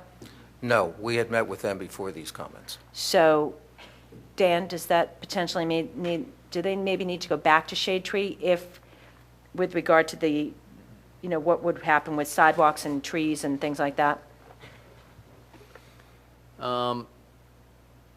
It's possible. Let me say that for right now. There's Okay. some things we have to talk about. I think getting a better tree count so we know exactly what's out there. It's difficult to read the plans, how many trees we're actually talking about impacting is important, but it's possible they should go back to Shade Tree. Okay, the only other question I had, and I guess maybe this is actually more for you, Dan, looking at the pictures, which were really helpful, in my mind, I had a little bit of a question and concern. Are you okay with the driveway placements with regard to sightlines and how that is? But both the new one, the proposed one, and the one that's existing that they want to use for the Lot 3? Well, I'm as satisfied as I'm going to be. They had a meeting. They had a traffic engineer come out and do a site study, and they also met with PennDOT. And PennDOT finds the driveway locations acceptable to them. So my original hope was that we could move both driveways and get it away from that wall to make the sight distance better for what I'll call the eastern driveway, the one closest to the church. Well, I was just noticing the rise on the new proposed driveway. That picture was very helpful. There's a rise in the road there. Yes, there And is. I don't think the sight line is so great. I'm wondering if that driveway could be scooted further east, Well, if that would improve it or not. further east puts us back on the adjoining property. Further east goes closer to Lot 2. Oh, further east. What happens there, as you move to the east, you can't see over that crest even further. Okay, so it worsens going It further worsens east. as you go further east. My only other question is, do we have any other, I don't recall any sidewalks along Newtown Road at all, and I travel it every day. Okay, thank you. I had a question for Dan. I was looking at the ultimate right-of-way on Newtown Road. Looks like somewhere between 12 and 14 feet is not paved at the moment. And this is just a point of clarification. If you're doing a sidewalk, is that a so-called state road or is that a township road? It is a state road. Are you allowed to put the sidewalk in the ultimate right-of-way when you have a choice? We may need additional right-of-way in order to do it. Typically, PennDOT does not want us getting right-of-way for them. But that would be something that we would work out, making sure it was in the right-of-way. The one thing we've run into in the past, in the going way back, was we got the additional right-of-way. PennDOT said they didn't want it, so we actually, the township ended up with the right-of-way. So we had the state right-of-way and then about 8 feet of township right-of-way behind it. So it's a very confused situation. So I don't want to see that happen here. You know, I'd like to add my comment that on balance, I don't think the character of the property is improved by a sidewalk or the use for pedestrians in the area, which are little, few or none, I guess I should say. Oh, I'd like to take the opposite point of view. I think there are no pedestrians in this neighborhood because you can't walk on Newtown Road. You'd be risking your life. I mean, and in this corner of the township, along Newtown Road there and down towards the area where the little stores are and the church, the town has been working towards having a more of a little village feel there and maintaining the historic village character of that little corner of the township. And I think to do that, we have to provide pedestrian access. Now, you said that it would be difficult to put a sidewalk here. Well, I'm looking at these three proposed houses. I can't imagine anything more difficult than getting those 3 houses in there. You can do that on this steep property with all these steep slopes and the crazy driveway turns and... Keep in mind that we have a rather large piece of property here. I mean, if you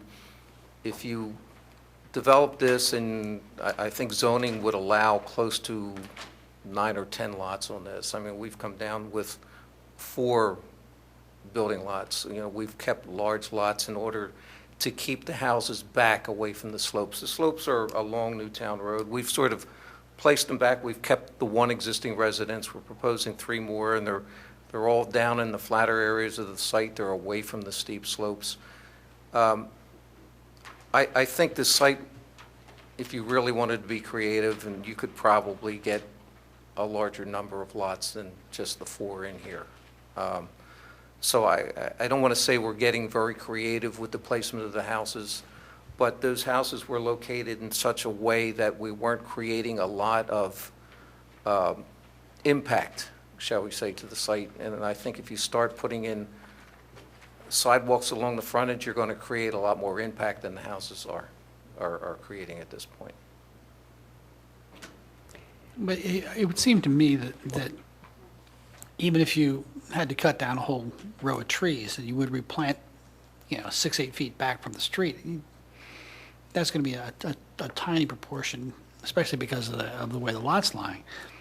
It's going to have very little impact. You'd still have the opportunity to have the sidewalk there. I mean, long ago, my girlfriend lived on Atterbury Road, which was 3 or 4 roads down there, and she used to walk up there, and I hate to think how long ago that was, but, she almost got nailed by cars at least once or twice in that area, and as well as going out the other way. And if our objective is, as she says, to make the township more walkable, that's a piece of it. And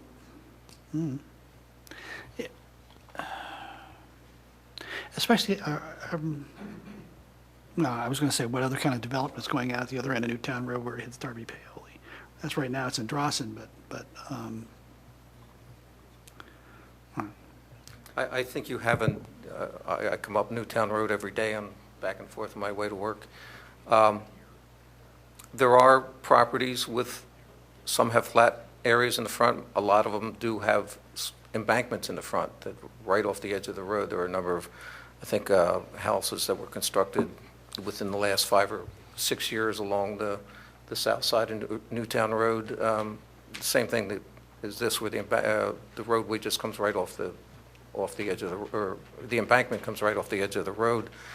You're sort of plopping a little bit of sidewalk here that's not connecting to anything and has a very low potential of connecting to anything else in the future, I think.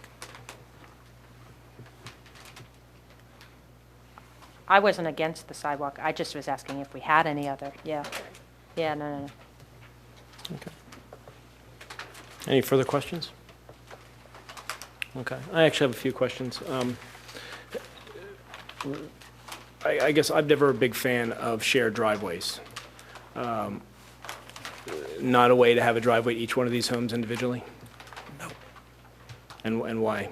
At this point in time, the only place we can get access to Newtown Road is at the driveway points where they are. Our traffic study shows that we don't have sight distance at any point along the frontage other than these here. Our first plan had originally put together making use of the driveway that was existing. We've worked with the neighbor to try to get that off of his property, and as you can see, we've located our new driveway almost as far west as we can in order to make that work and try to still maintain some of the tree buffer between the driveway and his property. There just isn't the sight distance out there to make it work. Okay, okay. And have you, right now you've got the one driveway that you've relocated off of the driveway easement, and you've basically stopped a loop driveway. Have you thought of actually creating a loop driveway to resolve some of the problems here? Yes, we did, but again, it comes down to sight distance and the driveway at the end of Radnor Chester Road there. You have very poor sight distance, excuse me, looking to the east. We tried to limit it to one drive. The existing carriage house is served by that driveway now. We tried to avoid the potential of having everybody use that driveway with the bad sight distance. Okay.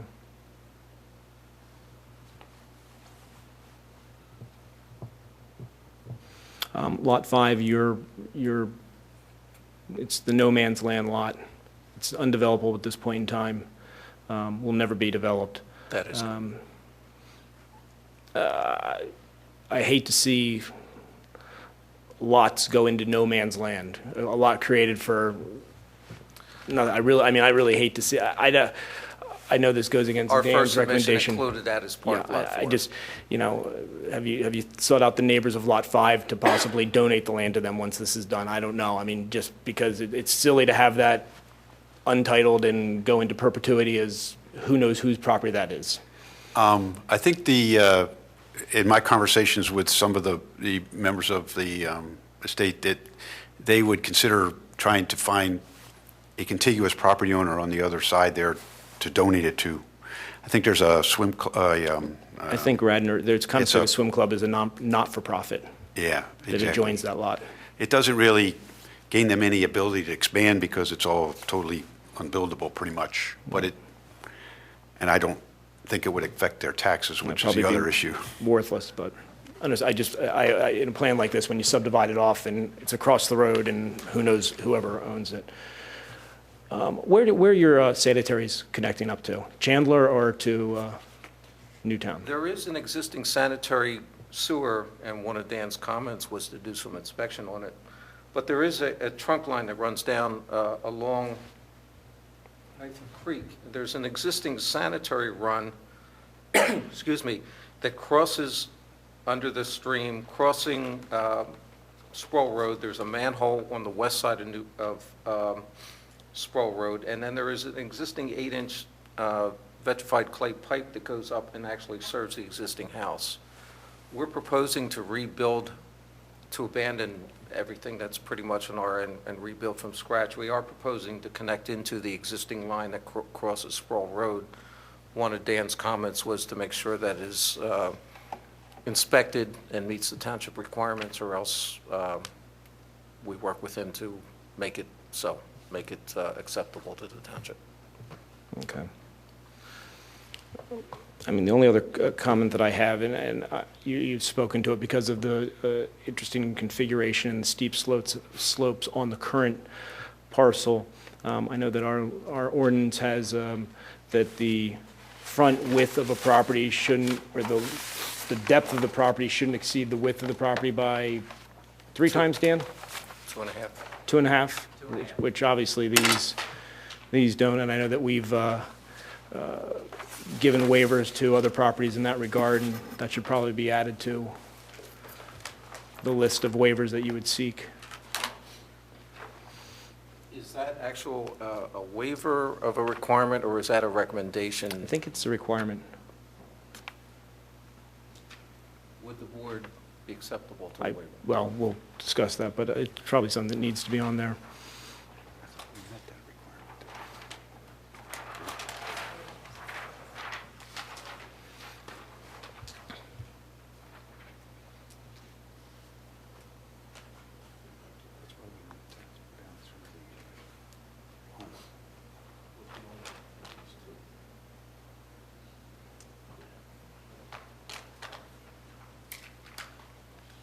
Are there any other questions?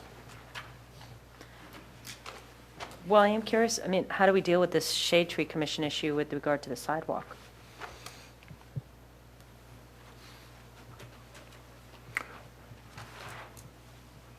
Because this is final. Are we going to recommend the sidewalk? That's what we need to decide that first, and if we did recommend the sidewalk, then I'd imagine it'd have to go back to Shade Tree. If we recommended sidewalk, what are the trees that are along that way that would be impacted or under the jurisdiction of Shade Tree? The plan is at such a scale, it's hard for me to read and determine how many trees are impacted. I was just going to pull out the Shade Tree Commission's comments. Okay.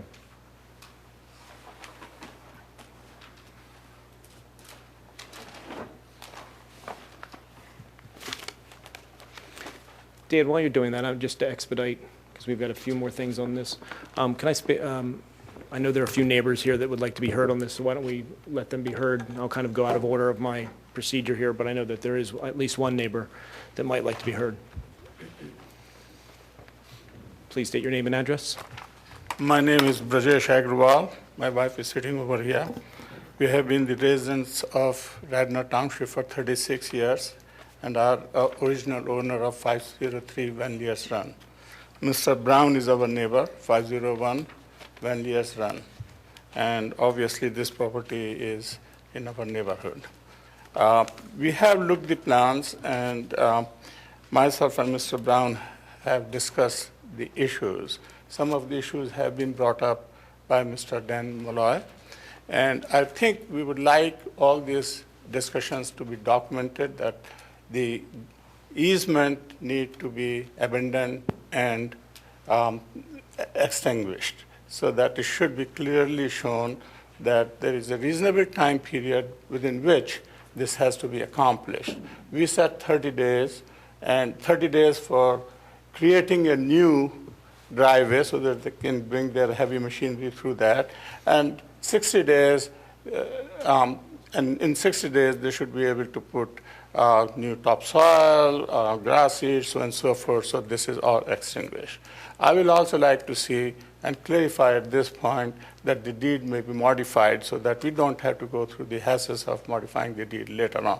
I don't know the legal ramification. I'm not a lawyer, so I don't know what needed to be done to modify the deed. But I think if the state representative agrees, the language could be modified so we don't have to worry about the modification of deeds, so on and so forth. And again, I'm naive in this respect, and maybe there are issues which I don't understand at this point. One of the things which affects 503 more than any other property is Lot 1.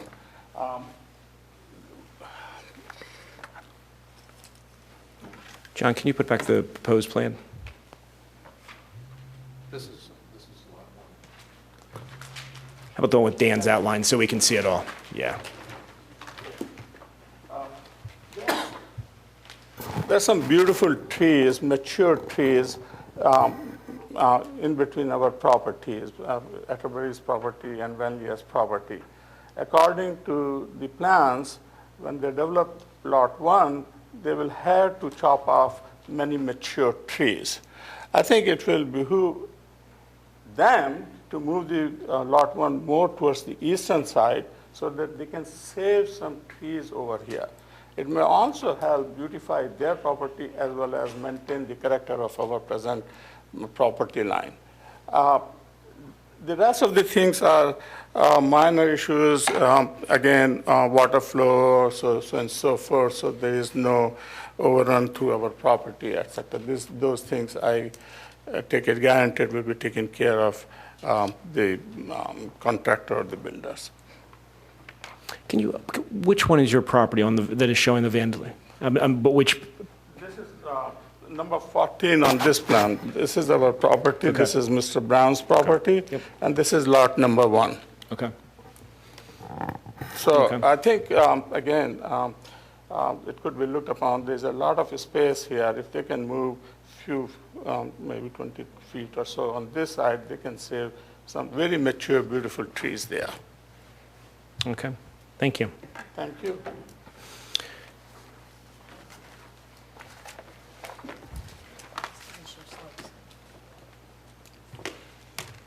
Yeah, you probably want them underneath this. Please state your name and Hi, address. my name's Stephen Esser. I'm at 505 Van Leers Run, so I'm a neighbor down here. I just wanted to call to your attention, because I don't think anybody else was going to, a little bit about the southern end of this property, which is pretty unique. So I'm talking about the area of the creek, which runs all through here and crosses over and then discharges to Ithan Creek. This whole area of the property under Mr. Atterbury's ownership has been untouched for many, many years. It's totally wild and has gone back to a state of nature. So the area of the creek and this area hasn't seen a bulldozer or a lawnmower, I think, for decades. If anyone here can correct me, please do. And it's become kind of a rare thing in our township to have an area like that has kind of gone back to nature. It's a little bit of a refuge for animals. This creek is actually, many of the years we've observed it as a neighbor, has been dammed by a beaver, which was really cool. I guess this is not technically, in the engineer's view so far, undevelopable, perhaps the way Lot 5 was, what they were talking about, this part on the other side of Sproul Road. But this whole southern end of the property is got its water and its nature. And I wanted to bring that to your attention because I think there could be an opportunity here for you and for the township in terms of conservation and preservation of a fairly unique asset. It's not where the houses are, as you can see. It's not where the real estate value of the property probably is, if you got into that part of it. And the last thing I'll mention, which is probably less of an issue, but it's worth mentioning, this is, as you know, the most historic part of Radnor. And if you look at old railroad maps going back to the 19th century, there was a structure down here, and it was mentioned before that Newtown Road at one time went through the lot. I don't think I think that was taken out after Sproul Road was built, which is probably 1920 or something like that. And so there could even be historical value or archaeological value in the site. I don't know about that. Maybe that's a long shot. But certainly it's a very interesting site in terms of the nature and the water. I'm surprised it's not a wetland. I don't know if Mr. Malloy has looked at that. It looks like one, part of this through there. And so I guess my only interest today was that if the lot owners bulldozed this, put in sod or whatever they might do, fertilizer, I think it hurts the water, it hurts a little bit of nature that we've got in the township. So I wanted to bring that to your attention today. Thank you. Well, just to comment, you are correct. There are wetlands and there are floodplains. So they are not permitted to do any construction back there and fill anything in. Well, thank you, Mr. Malloy. I mean, if that's true, then you could conceive of a portion here of the southern part of the property on this side of Sproul Road that's in the same kind of situation as this piece on the other side of Sproul Road. And so if there's if there's preservation, conservation value, not a lot of real estate value, I just wonder if you guys would think about if there's an opportunity there for the township to do something to keep the character of that part of the property. Thanks. Okay, thank you. Any other public comment?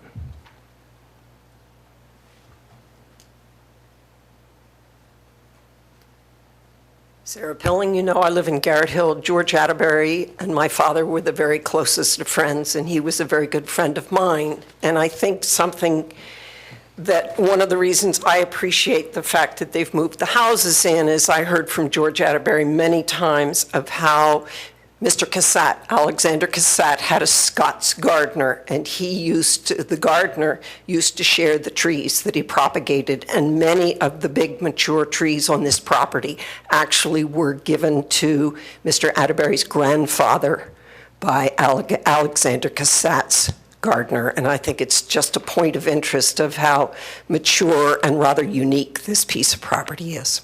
And I have looked at that stream many times. There are a great many Colereteria trees there. Actually, I grew them all from seed for George about 20 years ago, and they're perfectly beautiful down along that stream. So there's a lot of real value, and I look at this piece of property and I think, as sad as I am to see it broken up, it's been done very tastefully to preserve the mature features of it. Thank you. Thank you. Any other public comment? I have one communication from Mr. Brown, who lives at Lot 15, I believe it is. Yes, Lot 15. He basically drafted me a letter. He was away out of the country at this point in time. To summarize, his main concerns, as stated by his neighbor, are that the current easement driveway will be only used as a construction entrance for a limited time of 30 days, with perhaps some allowance for bad weather as long as efforts to cut the new construction entrance are continuous, to facilitate cut-in of a permanent construction entrance on the Atterbury property. Within 60 days from the start of construction, the macadam driveway constituting the current driveway easement will be removed in its entirety on my neighbors and my property, soil brought in the area, properly mulched and seeded. Proper safeguards shall be taken, including use of hay bales, et cetera, so that groundwater is controlled and erosion is contained in order to avoid any groundwater charge brought about by the macadam removal. And that the plans reflect that the easement will be abandoned and extinguished, and that the current plan reference the easement of its benefit to the Atterbury property should be removed and rephrased as that will be a past tense condition. And I think that is all of his concerns. And I believe that, Dan, that on these plans right now, it is corrected that it is the past tense. Has it been changed? No, not yet. I guess a question for the solicitor, because this is crossing the line of two parties in their private and removing an easement that is on these two neighbors' deeds, and obviously moving forward with a land development plan. It sounds like it's an orange and an apple that need to run down the same tracks at the same time, because a development plan can't extinguish an easement on these two neighbors' properties. Am I? No, the way I would recommend doing this as far as from a scheduling or a timeline standpoint is that you would make, as part of the approval, make it a condition that the estate prepare the necessary documents to extinguish the easement. Since the easement is in the favor of the estate as the owner of the property, they're the only ones that can extinguish it. And then, I'd also would want the estate to have someone look at the deeds of these two neighbors to determine whether or not the easement is actually mentioned in their deeds, or whether or not it's just a standalone document that's been recorded, and then pay for the necessary legal work, which really should be, even if it's in their deeds, it should be nothing more than preparing corrective deeds to eliminate that mention, and have that all be done and recorded as a condition of plan approval, and have that completed prior to the plan itself being recorded. And then, so once they provide that proof to the township, we've done this, we've extinguished the easement, then the township would allow the plans to be recorded, and they can move ahead on that point. Understood. Thank you. Mr. Vaughn? Just one quick comment on that. When I talked to the attorney for the estate, he just wanted to make, the property, by the way, is currently, I don't know if it's, the real estate people call it quietly, but it is on the market as a single piece of ground at the moment. If somehow it would sell that way, we would go away, or I would go away, whatever you want to say. I don't think it's quietly on the market anymore. We're televised. Yeah, right. So anyway, and so they just wanted to make sure that, however the timing was, is that, and I think your solicitor just put it right, is that the easement wouldn't be abandoned until right before the plan was recorded. So, because if for some reason they decided at the end they didn't want to record it or go through with this, they still want to have the easement where it is. So It's just a bit of a timing issue, but if the plan gets recorded and there are now 4 lots or 5 lots instead of 1, then the easement would be extinguished sometime in that chain of recordings of things, so. Okay.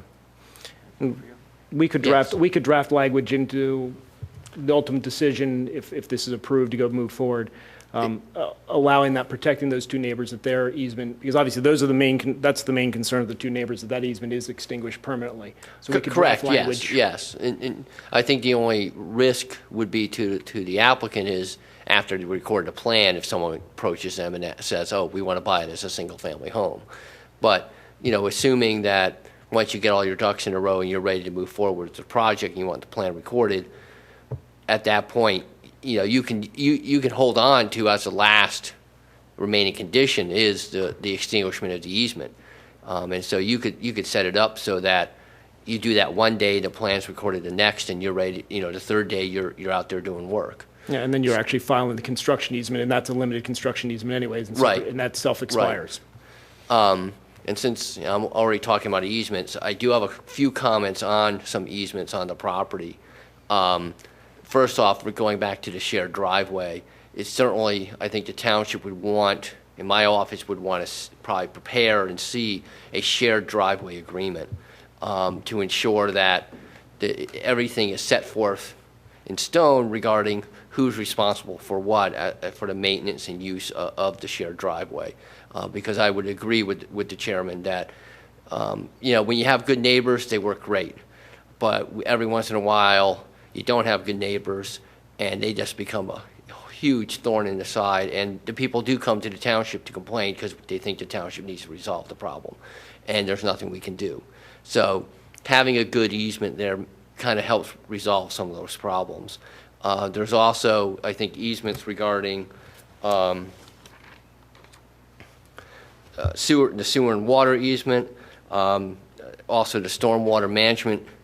There needs to be an O&M agreement for those.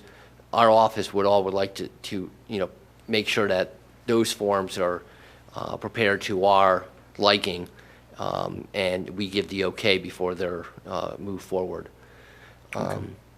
The only other comment is just on one of the neighbors, is the township does have in its language, although it doesn't normally enforce, a 50-foot drainage easement along any stream along a property.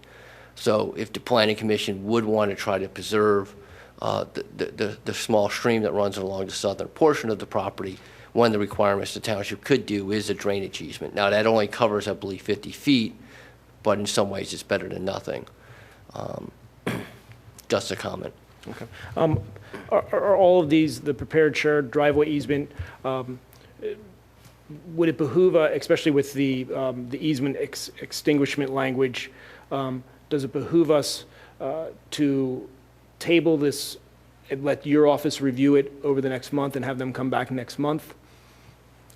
Over what? Just over? Over the language of the easements that you've just discussed. Normally, the easements that we're going to impose upon the property, that's something actually that our office would prepare after final plan approval, and the recording of those easements, the execution recording would be yet another condition that would need to be accomplished prior to the plans being recorded. But with regard to the shared driveway language easement in that, and then also the extinguishment of the neighbor's easement, is that something you'd want to review prior to the approval, or is that something that could be done during the process? The shared driveway is certainly something that I would normally wait until after the fact. It's not something that I would see having to hold up the process.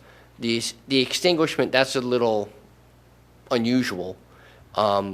If it's something that the planning commission would like to have resolved and more information for, then yes, give me a month. I can research it and get back to you with an answer. If it doesn't concern you that much, legally from my standpoint, as long as it's taken care of prior to the recording of the plan, that can be done whenever. But if you would like that resolved beforehand, certainly, then yes, this is something that probably should be tabled and brought back next month. Okay, thank you.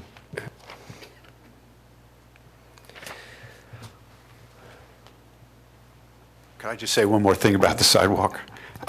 Because one of the neighbors, not neighbors, but one of the people in the audience said to me, I don't know if everybody drives that road that much, but if you can envision, once you come down Newtown Road toward Conestoga, I'm not sure where the sidewalk goes once it gets to the existing driveway that goes back into the carriage house. You can't really go across the street because it's very steep on the left side, and I believe the dentist office and whatnot come right up to the other side. You can't really go straight because the wall of the cemetery for the church, I don't believe there's room to get a sidewalk by that wall. So I'm just pointing out that it may be a honorable, that's not the right word, maybe a nice thing to do, but I'm not sure in this case that it makes practical sense. So, plus I go back to my earlier comment about just how it would change the total look of that road compared to what it is now. So, Okay. I don't have any, I just want to make this clear, I don't have any financial care one way or the other. The estate will do whatever, but I'm just saying, from a practical point of view and from an aesthetic point of view, I just think it's a mistake in this case. So. Thank you. Dan, you were going to check on, I'm sorry, Dan, you were going to check on the shade tree?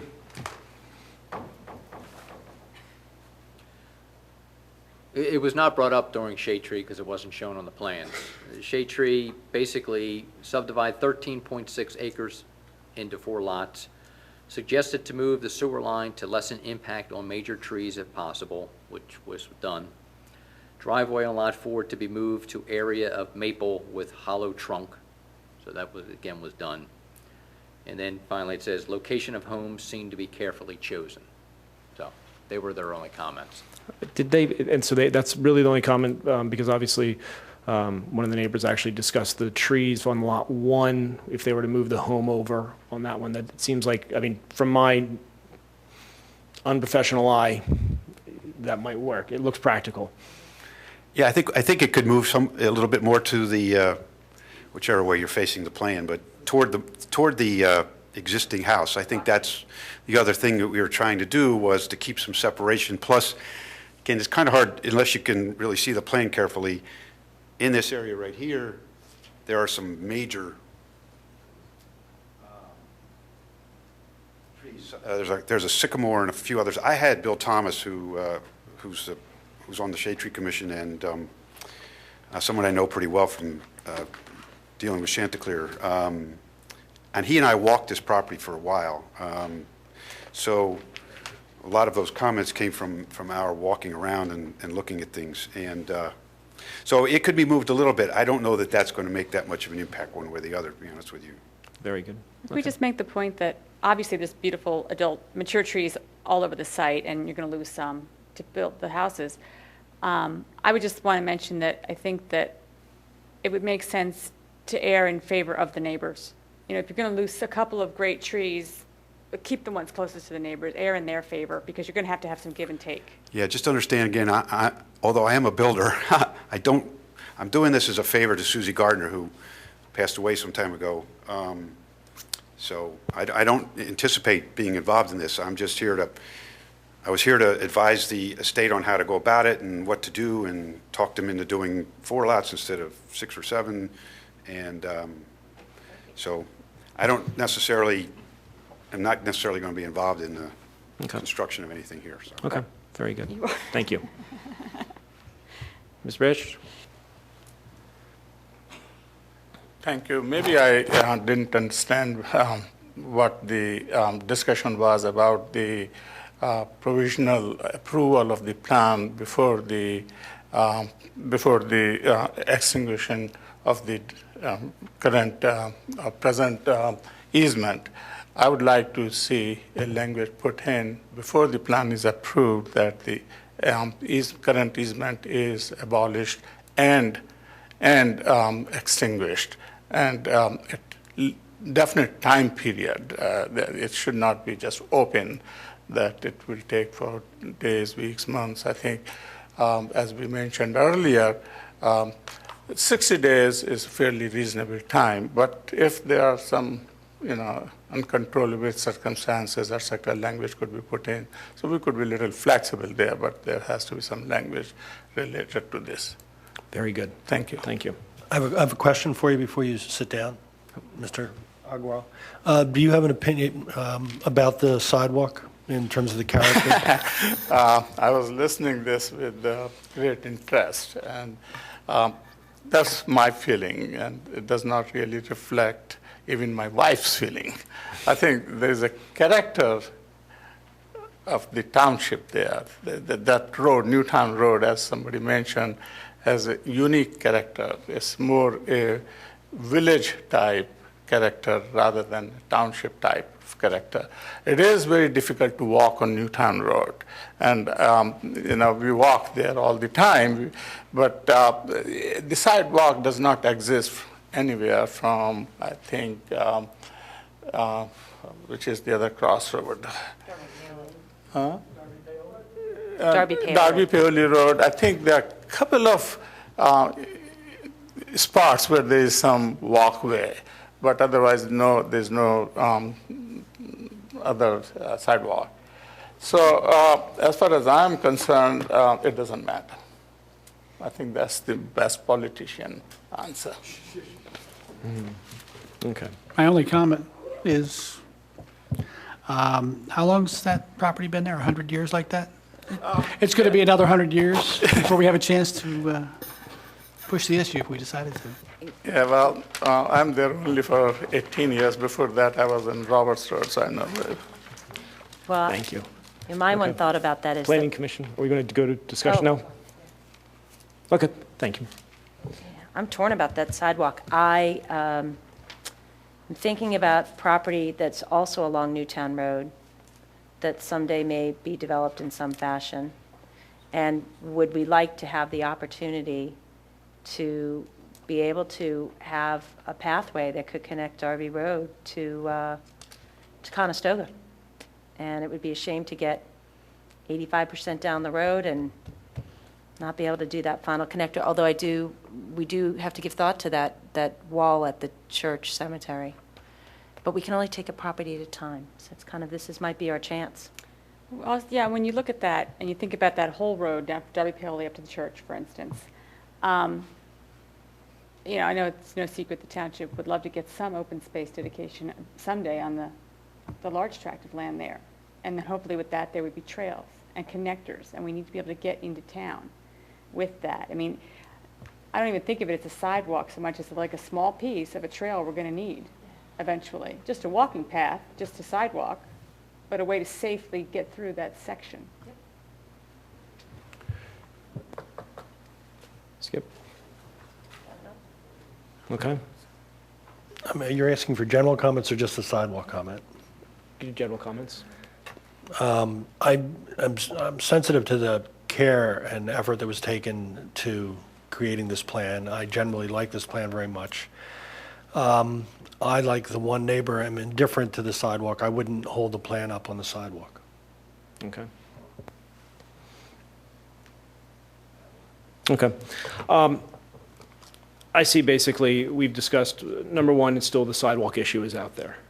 Number two, an issue has been addressed to possibly explore moving the home on Lot 1 closer to the boundaries of Lot 2 to possibly preserve some trees in that area. Another issue is the the language for the easement to extinguish the current easement on the adjoining property owners. That I would like to make sure that that's really ironclad and solid before we do move on this, because that's a very touchy subject with those two neighbors I know, and obviously it needs to make sure that it works both ways for the estate and for the neighbors, and I think that's something that is somewhat out of our purview, but it's still in our purview because it's before us right now. And then I like the idea of, I do like the drainage easement recommended by a solicitor to protect that stream, as was referenced by the one neighbor, to the best we can at this point in time for that. Obviously, and then the other things that you had recommended should go into Dan's memo and be a part of the approval process down there. Otherwise, I mean, everything else on Dan's memo is pretty much addressed. So if we could add those things. I personally would like to see you come back with revisions to this. I would like you to explore the sidewalk, give us the opportunity to hear you out on a real study of what's there, and let us know what the sidewalk issue is so we can make a really informed decision for that. There is a lot of development possibly aimed at that road overall, and we need to be, mindful of the overall township, especially with that little Ithan village down there. That's a tough village. Those shops down there struggle to survive, and if we can give them pedestrian traffic to get there, it's better for them and better for the township overall. But at least we owe it to review that and have you guys look at that a little bit more in depth. That would be my recommendation for the night.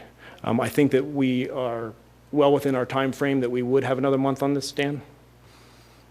That's correct. Okay. So I don't know whether other commission members feel the same. Can I ask a quick question? How long has the property been on the market? I'm old, I can't hear very well. Can you repeat? How long has it been up on the market? Quietly or otherwise? How long has it been on the market as a single thing? I'd say no more than about, well, off and on, probably a year, but formally, I think only about 2 months or so. Maybe a little longer. What's the probability it'll be sold before the next meeting? What's the likelihood of it selling? Is that what your question? Before the next meeting? Oh. Well, home builders are kind of an endangered species because there's not really a lot going on. And the problem with that property, in real brief, is that it's 13 acres. It's about, it's in earshot of the Blue Route. The house probably needs about $1 million worth of work. So it's a tough sell, and in spite of how beautiful the property is. And I don't think anybody would mind if you're driving through there that you can drive through.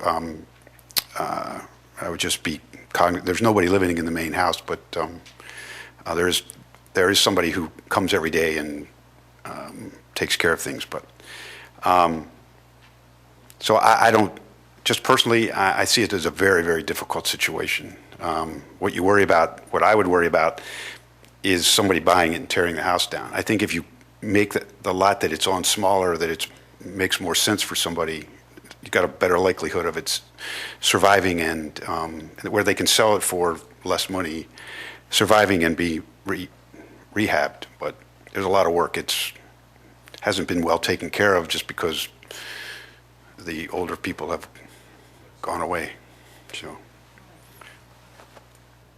Mr. Rhodes, I just double-checked, and I have a letter of extension that actually expires February 28th. So if you're going to table this, we need another letter of extension. Okay. Okay. Would the applicant be willing to give us a letter of extension for another month? Sure. Yes? Okay. Would the planning commission? Yeah, I'd like to move that we table it and have, hopefully Shade Tree would take a look at the trees there, and the applicant could look at what actually is involved in putting the sidewalk there more specifically. So I would move to table it. A second? Second. Okay, all those in favor? Aye. Aye. Any opposed? Very good. So you know what, sidewalk, moving the house. Thank you. We'll see you next month. Thank you. Thank you.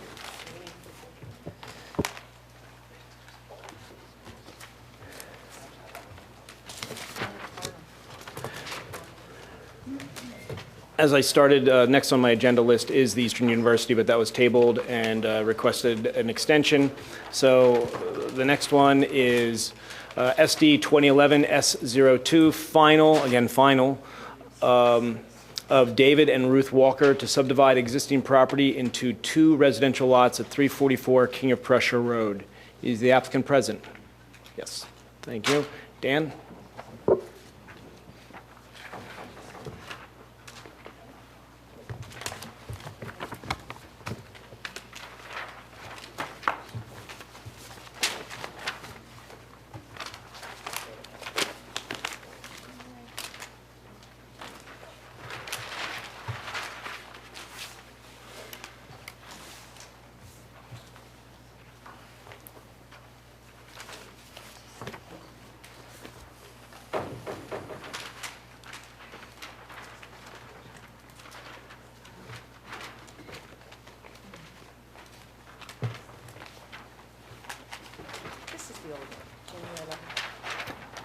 This is the two-lot subdivision, and actually, you saw this plan the same night you saw the previous plan back in the summer. At that time, it was in here as a sketch plan. Some of the comments that were brought up at that meeting have been incorporated into the plan. And just to let you know where we are, we have Glen Mary Road running east-west, and we have King of Prussia Road running in a north-south direction. The Radnor Elementary School is over here on the right, and St. Martin's Church is directly across the street. The area shown, there's an existing house on the closer to the lot facing King of Prussia Road. That's shown in yellow. An existing driveway that's half macadam, half gravel, actually cuts across and intersects both streets. The proposed property line runs parallel with King of Prussia Road. The proposed house and garage are shown in green with a driveway that comes to the back of the property to serve the garage. Shade Tree Commission had some issues, and I'll go into that a little bit later, but this is the plan that was reviewed by staff, and this is what our comments were drawn up on, so I wanted to address them first. We had 15 comments covering this plan. There were 5 or 6 things that I wanted to point out to you. The first thing is the applicant has requested a waiver from the subdivision code concerning the width of the right-of-way that they are willing to offer for dedication. The code calls for the right-of-way to be 60 feet, 30 feet from the center of the road. The applicant is offering 25 feet, and that actually is enough to incorporate the sidewalk that's being proposed on Glen Mary. So just to refresh your memory, one of the comments when we looked at this as a sketch was for the applicant to install a sidewalk on Glen Mary and on King of Prussia Road, and that has been shown on the plan. So the right-of-way that is being offered, even though it is a little bit less than what the code calls for, it is enough to cover the sidewalk. Item number 3 refers to installing granite curb, and we are asking that that be installed on the frontage of both of the lots on Glen Mary Road only, not on King of Prussia Road, only Glen Mary. Item number 4 it identifies a swale. Currently, there's a high point shown right here where this X is, and the water is running in both directions. I have a concern with this swale. It's directing all this water from the upper portion, from lot number 2, and even from this high point behind the proposed garage towards the neighbor's garage. This was corrected, and I'll show you that, but again, I wanted to point this out. This is what's shown on this plan.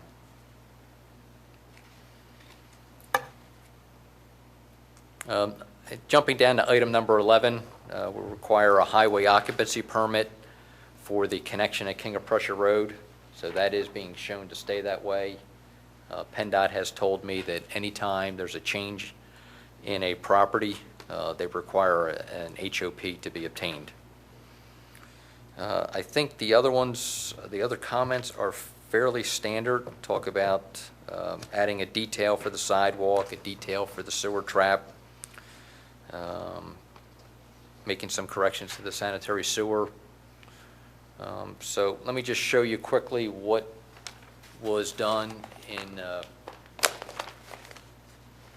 basically to satisfy the Shade Tree Commission's concerns.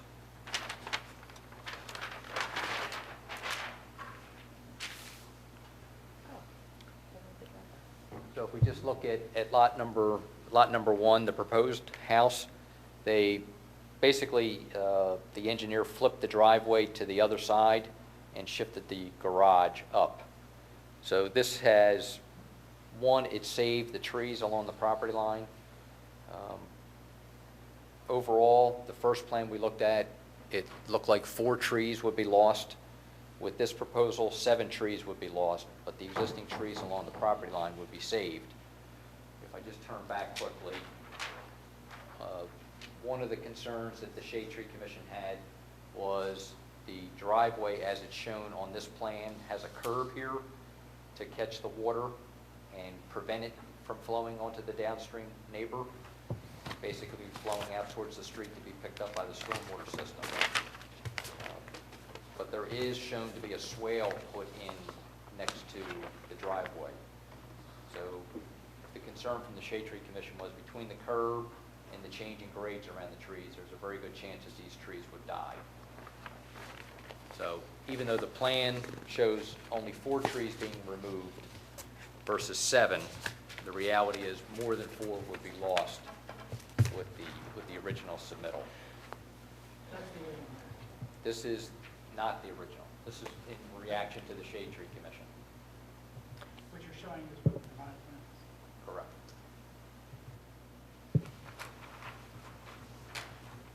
So again, this is what staff reviewed. So I'm trying not to confuse you. So that was it for the comments. Okay. Question, where it So, says... Doug, Sir. Mr. Smirgione.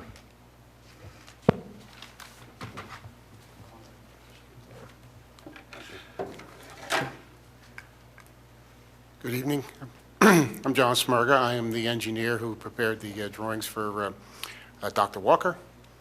As you can see from Dan's review, we went to the Shade Tree Committee meeting, and after review of some of their comments, especially on trees, and Dan's comment, which I didn't see until actually this morning, I agree with them, and I think the plan as presented is a better plan, which shifts the driveway over to the other side of the property, which leaves more yard, more green, more lawn between the house and the next door neighbor. I'm able to collect all the stormwater underground or over land from the driveway and underground from leaders, and put it into the stormwater system.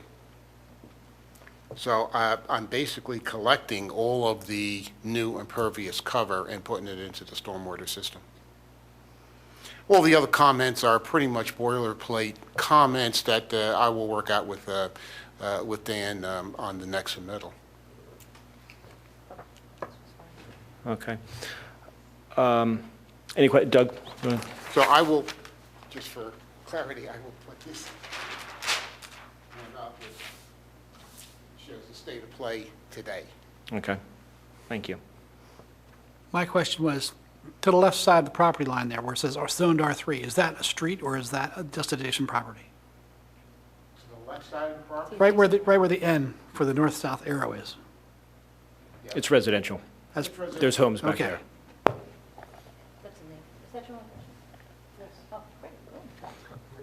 Okay, that was quick. What's the date on this plan? I just... You don't have it. February 15th of 10, but that's when we did the sketch plat. And then we revised it again in 11 of this year, Great. or last year, excuse me. And then it's revised as of February with the switching. We don't have this plan, Dan, right? No, you do not. Okay, great, thank you. That was confusing me. If I don't see the calculations on the plan that I had, which is albeit very old, the calculations for Lot 2. But it looks to me that Lot 1 right now is right at the maximum of 35% impervious. Is that correct? Yes, it is. So if we don't give you the waiver requested in number 1, and you have to conform to our right-of-way of 30 feet, you won't be able to conform to the impervious coverage. Is that correct? We make the house smaller. Obviously, we'll have to do something to decrease the percent to get back to 35%. Okay, and what about the calculations for Lot 2? Because, well, I didn't see them on my plan. Lot 2 is, again, a bigger lot, and we're able to, we have the percent covered there. That's not a problem. I know, do we have the calculations? I don't see them on my plan, but my plan might be the old one. They're actually on the title page, I believe, of the subdivision plan. Thank you. Dan, just simply moving the driveway dealt with the swale that you referenced in number 4? Yes, it 'Cause- eliminated the swale, because now. The driveway's propo- there. Yes, the proposed garage is now shifted further up, closer to King of Prussia Road. So Yeah, it, again, I need to see that plan again. On the previous plan, the Right. driveway, right, the garage was on this side of the plan, and you had that swale going behind the garage and going down the driveway. We eliminated all that by moving the garage from here over to here, Sure. making this the high point, which now shoves all the water down from the garage anyway, and the driveway, down the driveway into the inlets to the stormwater basin. And then, of course, downspouts will be collected underground and piped directly into the stormwater. So the only thing that the next door neighbor will see is lawn. Okay, thank you. That's all my questions for now. Dan, is there, or Mr. Smirga, is there any stormwater for the existing dwelling? Is there No. any? No? That's not required? no. Since it's since it's a minor subdivision, Well, there's no change on the property. I mean, they made the property smaller, but they're not changing. There's no impervious cover changes being proposed. If the house is demolished and they come back with a new house on the property, yes, they will have to do stormwater management. But the way they're showing it now and the house stays, none's required. okay. And as shown on this plan, I mean, obviously in the old plan, there's a portion of the existing dwelling that is beyond the building envelope. I'm assuming that's a That's a porch. nonconformity as it is. Yeah, it's a rear porch. It's a rear porch. Is that something that needs zoning approval going forward? I throw that question to the solicitor and to Dan. Is the porch pre-existing or no? Porch Yes, is it is. pre-existing. It's on the existing dwelling that's there, but now, and it obviously is a nonconformity currently, but because of a subdivision, and now that we're in land development subdivision, do they need zoning relief to maintain that porch? The reason I'm bringing this up is I even hate to say the name, and I don't, nothing against the poor person, but Gail Blower had a porch that I believe needed to be removed to facilitate that subdivision. Well, that I was porch the was up engineer for against the that, new yes. property line. That porch was up against the proposed property line. This is the rear yard setback from a line that is not changing. Okay. Yeah, since nothing's changing here, the porch can stay. If it's non-conforming, it's non-conforming. But if they were going to subdivide the property, so if they were going to make a new rear property line that was closer to that porch, then at that point, yes, then we would say you have to remove the porch or get a variance to that setback requirement. Okay. Dan, the proposed 25-foot right-of-way that the applicant's offering, you've indicated that the proposed sidewalk would fit within that 25 feet. Are there other future uses of that right-of-way that we need to consider that would require 30 feet? I'm just thinking what goes into a right-of-way, but, utilities, pipes, wires, sidewalks. Yeah, there are overhead wires, so there are utility poles there. I mean, from now on forever, I mean, it's Do you very possible. anticipate Right. anything? I don't there's no road widening proposed. I mean, utilities, yes, but there's still a lot of room in the street. And the adjacent properties, do you know what the right-of-way is there? Yes. I believe it's 33 feet, so 16 and a half from the center of the road. It's actually a 30-foot right-of-way right now.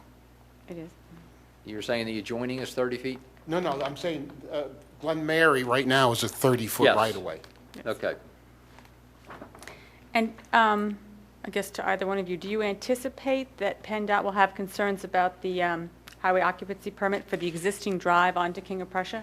The curb opening is there. It's there. I think it's going to be a moot point. I don't think they're going to make us take it out. Like I said, we're not doing any improvements, so it's really getting a permit after the fact. Okay. And then just getting back to Dan's memo, so on item number 1, you're seeking a waiver. Yes. basically 2 and 3 you're agreeing to, 4 is rectified by the new plan. Correct. 5 agreed, 6 agreed. All the rest of them are, and you've been to Shade Tree, so you comply with the Shade Tree recommendations. So all the rest of the items on Dan's, you're complying with, other than the request for a waiver, and number 4, Well- in theory, is going away. I guess the only thing that we have to take a look at is the condition of the handicap ramp at the intersection of Glen Mary and King of Prussia Road. Right now, I'm showing a type 4, which is a one-way crosswalk. Since there's no handicap ramp on the other side of Glen Mary or on the other side of King of Prussia, it's really a moot point right now. Who's going to use it? But, so Dan and I are going to have a discussion about this, or I guess PennDOT and I will have to have a discussion, whether that is actually in Glen Mary right-of-way, which may not be a PennDOT permit aspect, or it's in King of Prussia right-of-way, which it isn't. So Dan and I have to have a discussion about that. So that's the only thing that's sort of up in the air right now. We will put a handicap ramp there. The type and configuration is to be determined. Okay. And just a question about the sidewalks. The property, the commercial property down King of Prussia Road, is there a sidewalk there? No. That goes right into driveway or macadam? There's no sidewalks right? anywhere. Okay. This would be the only piece of sidewalk. I think the first- Actually, across the street on St. Martin's, there's a little 2-foot wide sidewalk. Yeah. And But then it other than goes- that, that's the only sidewalk. There's macadam, but probably in front of Dr. Walker's building, there's way down, there's sidewalk, and then in front of the, okay.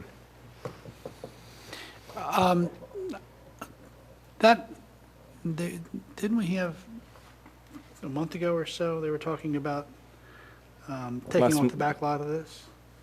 But the St. Martin's across the street, right? Mhm. We talked about the sidewalk at that time, did we not? Which For side- St. Martin's. Were we going to put on, were we going to suggest that it be put on that side or on this side? We asked, I believe we recommended them to look into it because they have some issues on sidewalks on their side of the street. But I believe because they've got a very steep embankment there. And they have that stone wall, which, again, precludes anything more than just that 2-foot wide sidewalk. What along, there's no sidewalk along King of Prussia Road though, right? No. And they wouldn't put one in there to get into, say, the other side of St. Martin's Church? Like, for example, be able to go from here across the street into another, accessible ramp on the corner, and then go down around the building and enter from the other side? Well, again, because of the wall and its proximity to the curb, Right. I doubt very much that St. Martin's, unless they move the wall, can put a sidewalk down King of Prussia Road. Okay, that's what I wanted to know. Thank you. Any other questions? Skip. Susan? Do we know if that steep slope there was man-made or just a natural? It must be just a natural feature, right? It's hard to say. Dan and I have talked about it. I've put it in steep slopes. Obviously, in my opinion, it was made when they put that house in. I'm sure the grade of the slope from King of Prussia Road to downhill was and when they built the house, they probably threw some dirt around there and then made that piece of steep slope. But it's factored into the percent of cover, it's factored into the net area of the lot. So Dan and I have discussed that. Okay. Any other questions? Public comment? Switch to public comment.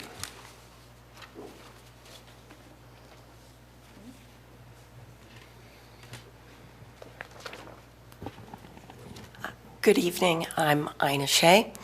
I live in the house that's proximate on Glen Mary Road to this plan. I guess my big concerns are water management. We have a very high water table. Whenever it rains, my backyard has 6 or 8 inches of water that flow from my side yard into my front yard and then go in across the driveway of the cul-de-sac. We don't have any storm drains in our immediate neighborhood. It all flows down Glen Mary until it ends up in a storm drain which goes under the road and into a little brook that goes into the church property. So obviously, putting in a building, a garage, and a driveway, which are impervious surfaces, it is very alarming to me. Had I more notice about this meeting and less snow, I would have taken some pictures to show you the standing waves in my yard when it rains. There is something that perhaps you all know, and may not make any difference, but the fact is any talk of keeping the existing dwelling is not going to happen. There has been a tree through the roof there for the last year.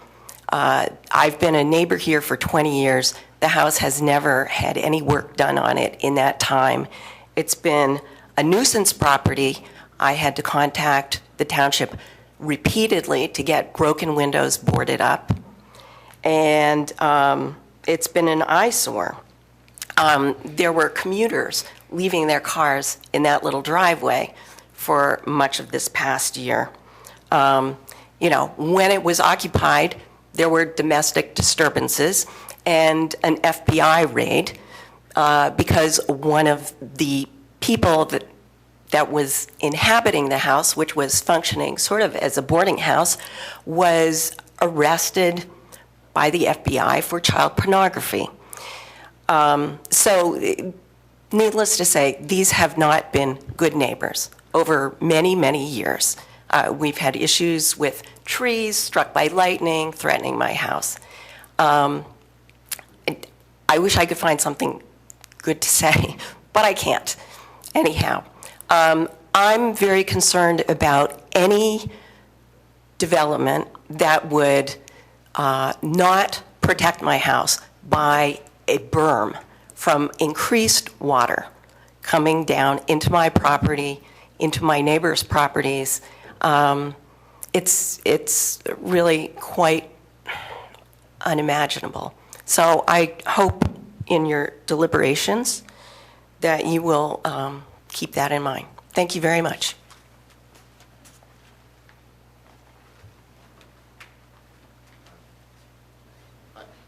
I'm Duran Hankin. I'm co-owner of the house at 690 Glen Mary Road that Ina Shea just spoke about.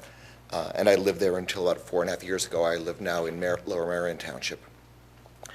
And I heard some discussion, and I'm not sure I'm up on all the technicalities of at what point you address stormwater management issues that also address Lot 2, the King of Prussia Road property. Because it seems that while the proposed revision of the plan seems to solve the issue about the swale right out here, it still doesn't solve the prevailing flow of I'm sorry, can you pull the microphone? You Sure, can lean over, sorry. you can pull it, yeah, just. Got it. What it doesn't solve is the prevailing flow of water, which is sort of, generally speaking, this way for the property. I would assume for the owners of this projected house as well, they would want their garage protected from it. There's a downhill flow this way and also a little bit from the neighboring property this way. It would seem that some protection from flow in this direction is desirable for both the proposed and the existing house here. It looks like the plan addresses in a technical way the flow over here by doing some drainage things here, and that part looks like an improvement.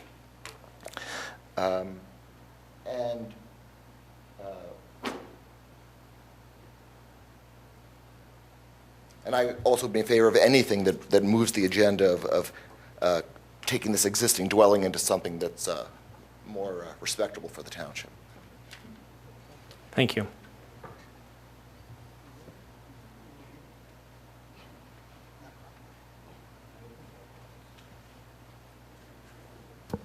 Hi, my name is Peter Ryan. I live at 686 Glenmary Road, which, for purposes of this map, is the garage on the adjacent property.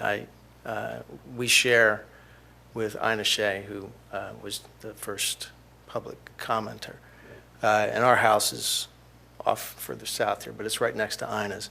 And I would just want to reiterate the point that she made about stormwater issues.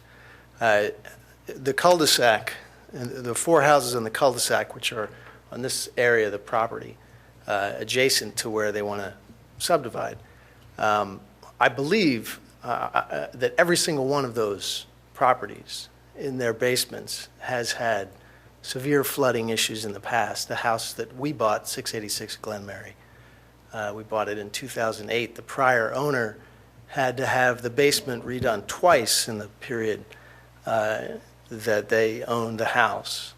Our neighbor just to the left of us, who's not here tonight, just in the last year had to have their basement redone entirely because of about 2 feet of water that came up in the basement.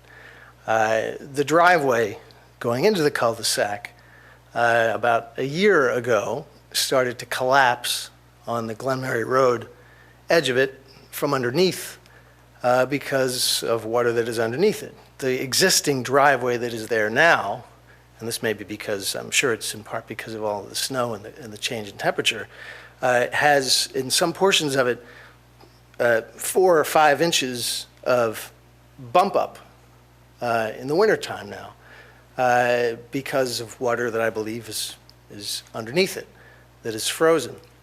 The garage that I share, that we share with Ina Shea, which is right here,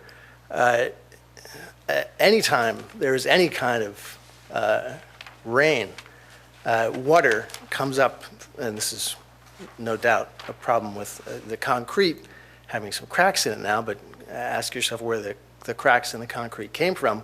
Water doesn't come just from up top, it seeps up through the floor of the garage. So when there is rain, the garage is wet, it's coming up from underneath.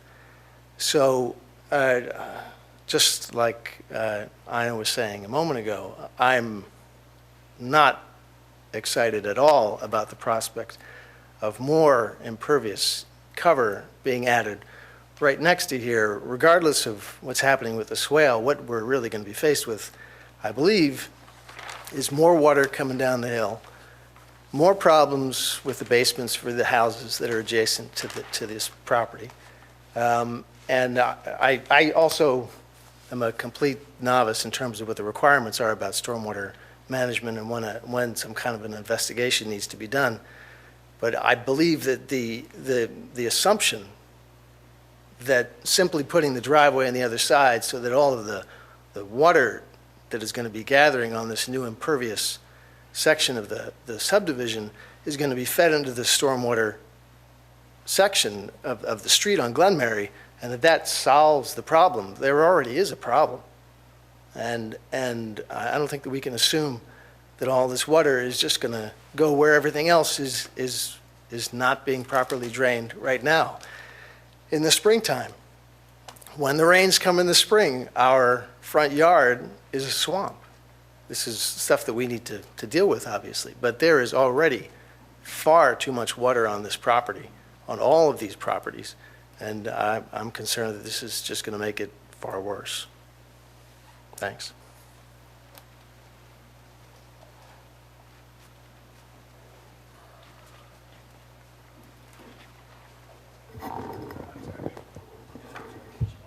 Wait till we wait all public comment, then you can respond. One more behind Mr. Smirga. Very good. Okay, hi. Hi, I'm Dr. John Williams. I live at 676 Glenmary, which is not here, but if this were the cul-de-sac, then here. And I also run 2 businesses in the township. I have a couple of concerns about this plan. The first thing I would like to say for the record is that the current owner of this property has numerously been in violation of the codes that govern the upkeep of properties, including broken windows, grass, which grows to several feet high, and a tree through the roof. So I think this is very important to enter this into the record. Certainly, owners of property have the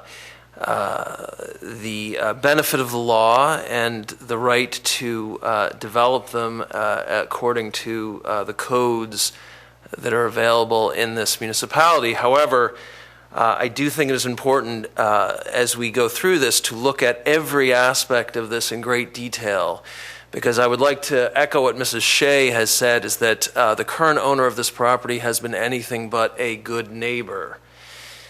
The first issue I'd like to bring up is around the position or point number 1.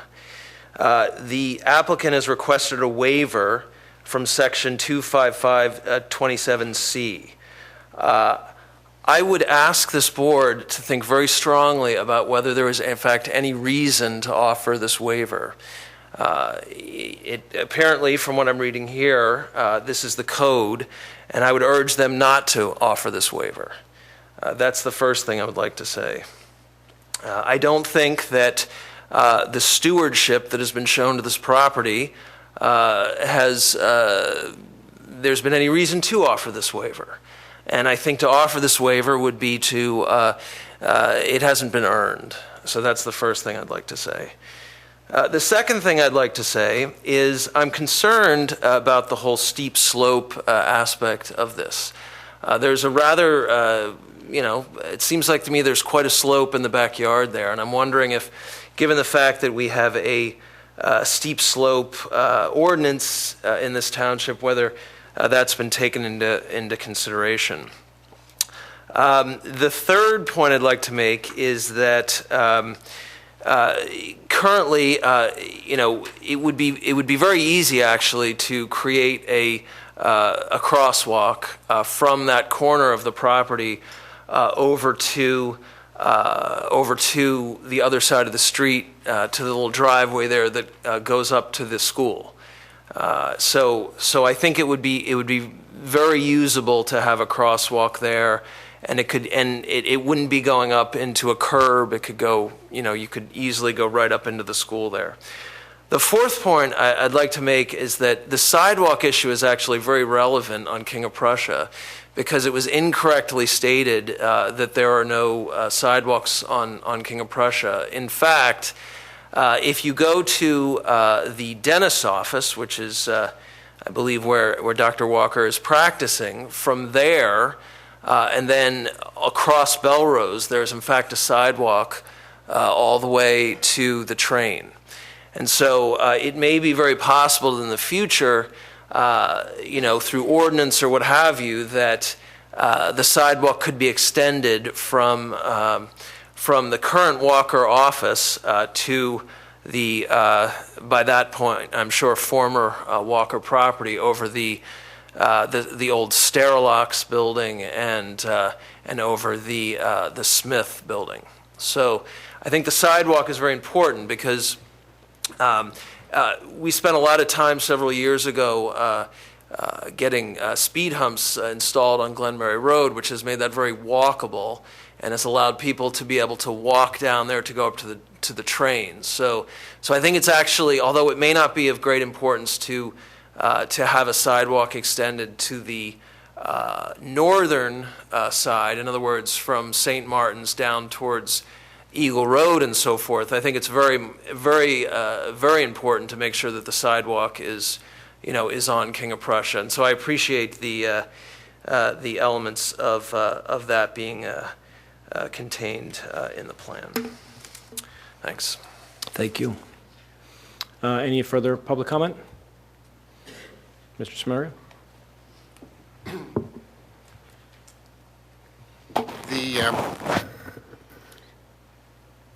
The matter of the stormwater management, obviously, we're obligated on Lot 1 to take care of the stormwater management, which we have, and I've done percolation tests there and deep holes, and it's adequate to take the in-ground infiltration bed that we have. Unfortunately, the road down the street and the neighbors that are down the street are getting a double whammy, if you will. You got Glen Mary that's downstream on the other side and downstream on this side, which, pours all the water right down onto that cul-de-sac. Plus, you have all the commercial properties downstream of King of Prussia that are, solid blacktop and a lot of blacktop, which is pouring water onto this. The existing house is right now obviously derelict. It is a eyesore. And I can tell you that in conversations with people who are interested in it, they are interested in renovating that house and doing something with it. That's all I can say at this point in time, that there is interest to develop it and renovate it and bring it up to today's standard. There were other plans for this piece of property which went by the wayside because of the, let's say, less than,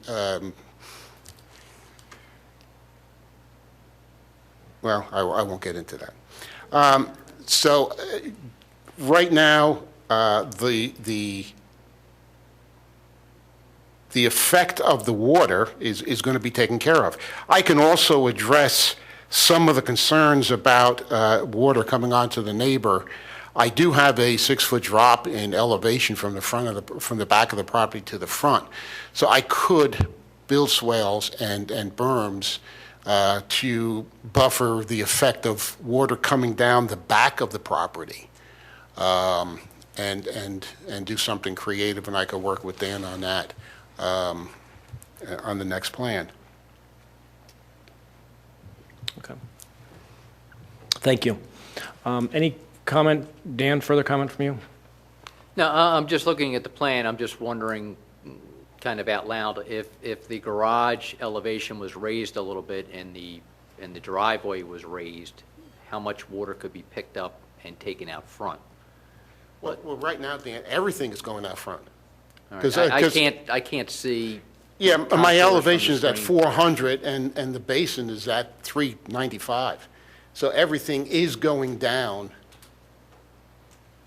from the floor elevation to the front. I forced a low spot in that driveway right there where it goes off to the left into the stormwater basin. Okay, so where it bulbs out behind the house, everything from there Yes. gets picked up and goes out front? Okay. Well, frankly, I see a huge improvement, just based on what we're just talking about. Right now, all the water from that property goes down to the Shea property. So if we can do something where this driveway is the high point and catch the water from the right, from Lot 2, and get that to go out front, that's going to knock a tremendous amount of water that's going to the Shays and get it into the system or out into Glen Mary Road.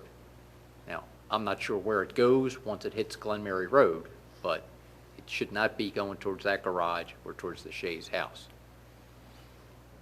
Okay. Dan, when was the revised plan submitted to you? I'm going to say Thursday. Maybe, no, you told me It was Friday. The day after. It was Friday. It was the day after the Shade Tree Commission. Okay. Have you had a chance to review this plan in as much detail as you need to with going forward at this point in time? Well, I did not spend a lot of time on the revised plan. I spent my time on the one that was submitted and that staff had reviewed. What I see is that both plans will support a house that's comparable to the size of that neighborhood. And it's really fine tuning that has to be done when a grading permit comes in to build the house. Because right now he has a rectangle in there. That's not what is going to be built. There's going to be a house with some architectural detail. So I think when the grading permit comes in, there's going to be tweaking that goes on.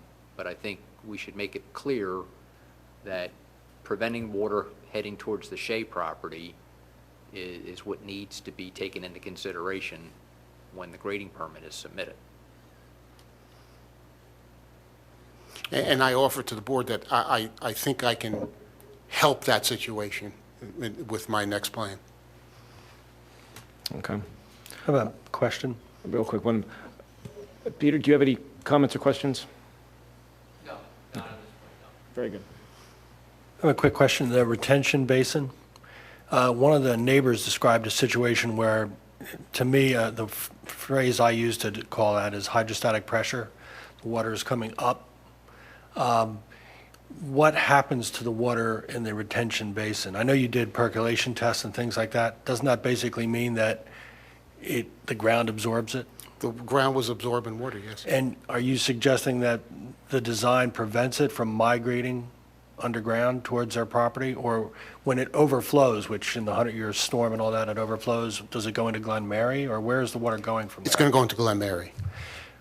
But if the water from Glen Mary is already causing hydrostatic pressure to come up through the cracks of his garage, it sounds like we're moving the water from here to there and then it comes back. The system is designed to take up to a 100-year storm inside its boundary. The only thing, it's an emergency spillway, if you will, that if you get a 150-year storm, then it will overflow. That's the safety. With hydrostatic pressure, is it possible that the water is just moving for quite some distance and it's beyond Glen Mary? In other words, any additional development compounds the situation? I don't get your, any more development? Yeah, well, you're focusing, right now, there's some surface runoff in this spot. Correct. Because there's no house there. Correct. So now we're going to force the water into the ground. Correct. Where it's retained until it gradually seeps into the ground. Correct. Right? And if there's already hydrostatic pressure issues at adjacent landowners' properties, won't it add to that potentially? The likelihood of infiltrated water getting that far, unless there's an aquifer, is remote. Would your tests have determined if there was an aquifer there or not? I got a perk rate that it would show, like when you're over in Briarwood and stuff like that, where you got the shales and that type, water disappears. I mean, you put water in the ground and it disappears. Here, it was a very sandy loam down below, and it was absorbing water at a very good rate. Let me just jump in here. I think the problem with the garage is the water that's coming from uphill. So from the yard, from King of Prussia Road, even from the corporate center, I mean, all the way to the top of the hill where the pedestrian bridge is. The stormwater system that's out front, it will raise the groundwater elevation and kind of mound it up, but it will settle down relatively quickly, 20 feet away from there. It's still, the system is far enough away from the garage that we just discussed, where the water from this system will not affect that garage. It's what's underground even before it gets, it's what's soaking into the ground above King of Prussia Road that's traveling down underground and is finding the Shays garage as a point of release. I was just trying to make sure that, to the extent that I could and understand it, that this doesn't add a couple more logs to the fire. Absolutely. One question for you, Dan, in regard to this, and this is kind of in response to some of the neighbors' concerns. The existing house that is not being torn down, Dan? I'm sorry. Sorry. I'm sorry. No problem. I was asking you a question. This is in response to some of the neighbors' concerns that I heard. The existing house that at this point in time is not slated to be torn down. If that house was to be torn down and a new house, proposed new house put on that lot, at that point in time, then that lot would be subject to maintaining its stormwater management overall. So they'd have to provide stormwater management for the new house if that house does actually end up being that is non-repairable. Our ordinance says that reconstructed impervious materials have to be controlled. Okay. So the old ordinance did not say that. The new ordinance says reconstructed. Tearing that house down and building a new house is reconstructed impervious. Very good. Dan, did you have a chance to review his stormwater management calculations and the perk test and all that? Yes. Okay. Yes. Would there have been benefit to, and I don't know if there's slope on the property to do this, but to have taken a retention basin in the rear of the property to collect some of that water that's running off from Lot 2 and from maybe even from the property that's Zone CO to the south of it, and pipe that toward the front of the property? Well, what was submitted, I thought made the most sense because it was getting the water away from the Shea property. When this came before you as a sketch plan, I had walked the site, and the Shea's property had 4 inches of water in the whole side yard after we had a rainstorm the day or so before. So, I mean, there was no question that there's a water problem in their property. When the system came in the front yard and it was picking up the water and getting it out front, I thought that that was the best solution, to keep it away from their property. And that's why I brought up the issue with the swale that was actually directing water towards their garage in the original submittal, not the revised one that we're looking at now.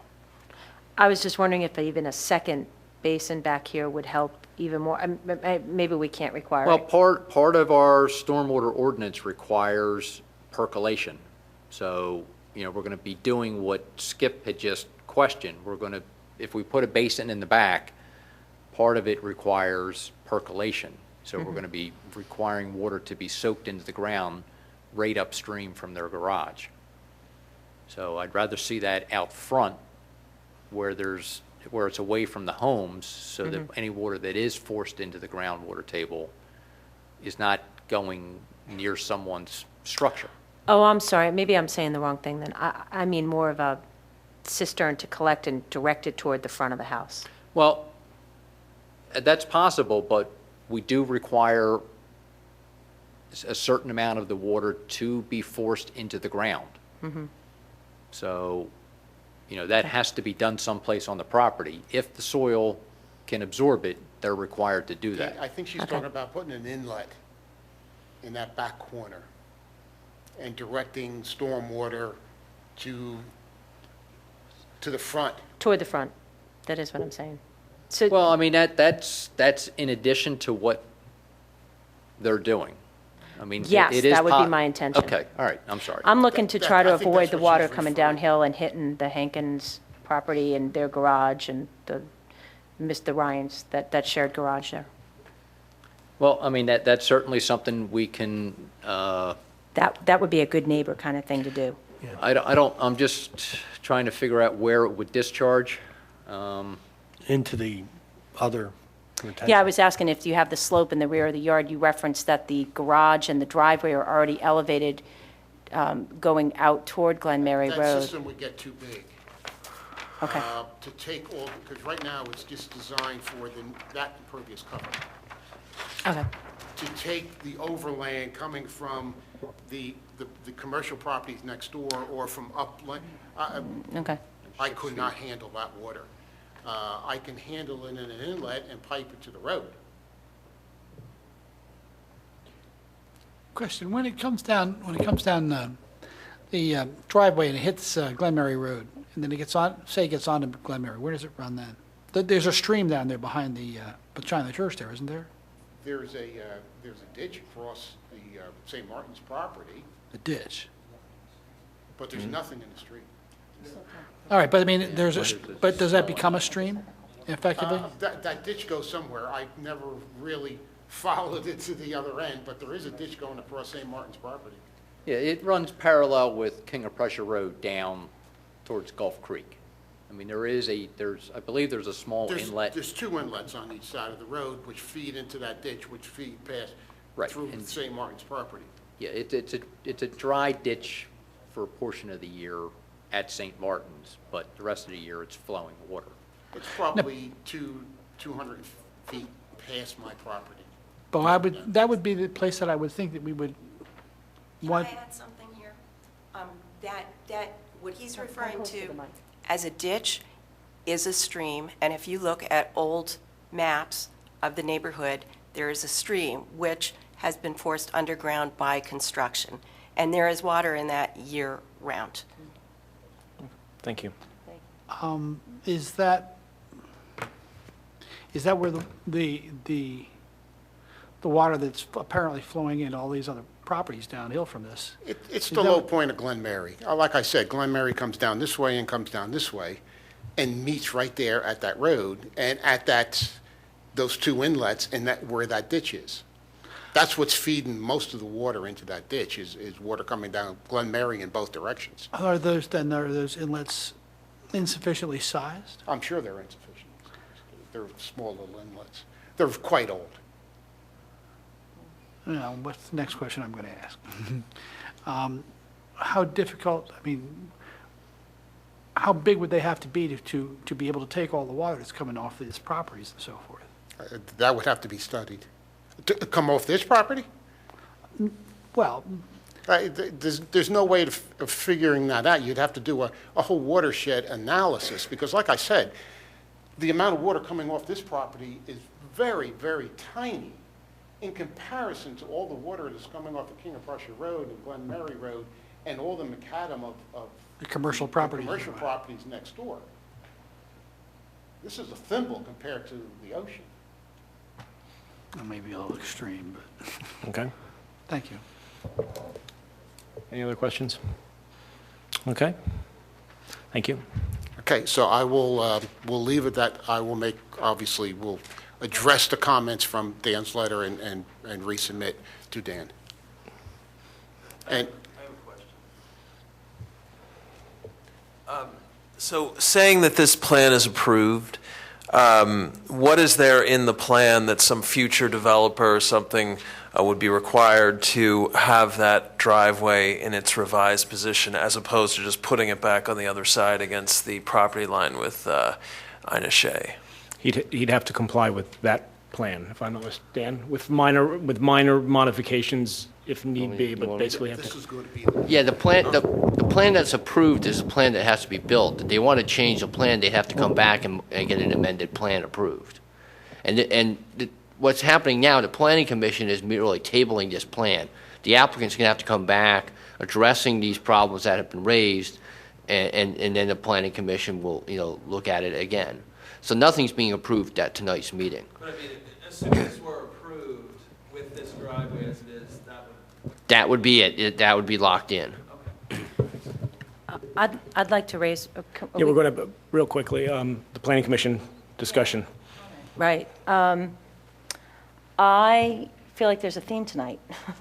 We want good neighbors. We want, neighbors when they go to do development. And we tabled a plan tonight. We had an applicant who, there was neighbor concern about the type of neighbor that person, that the applicant's been.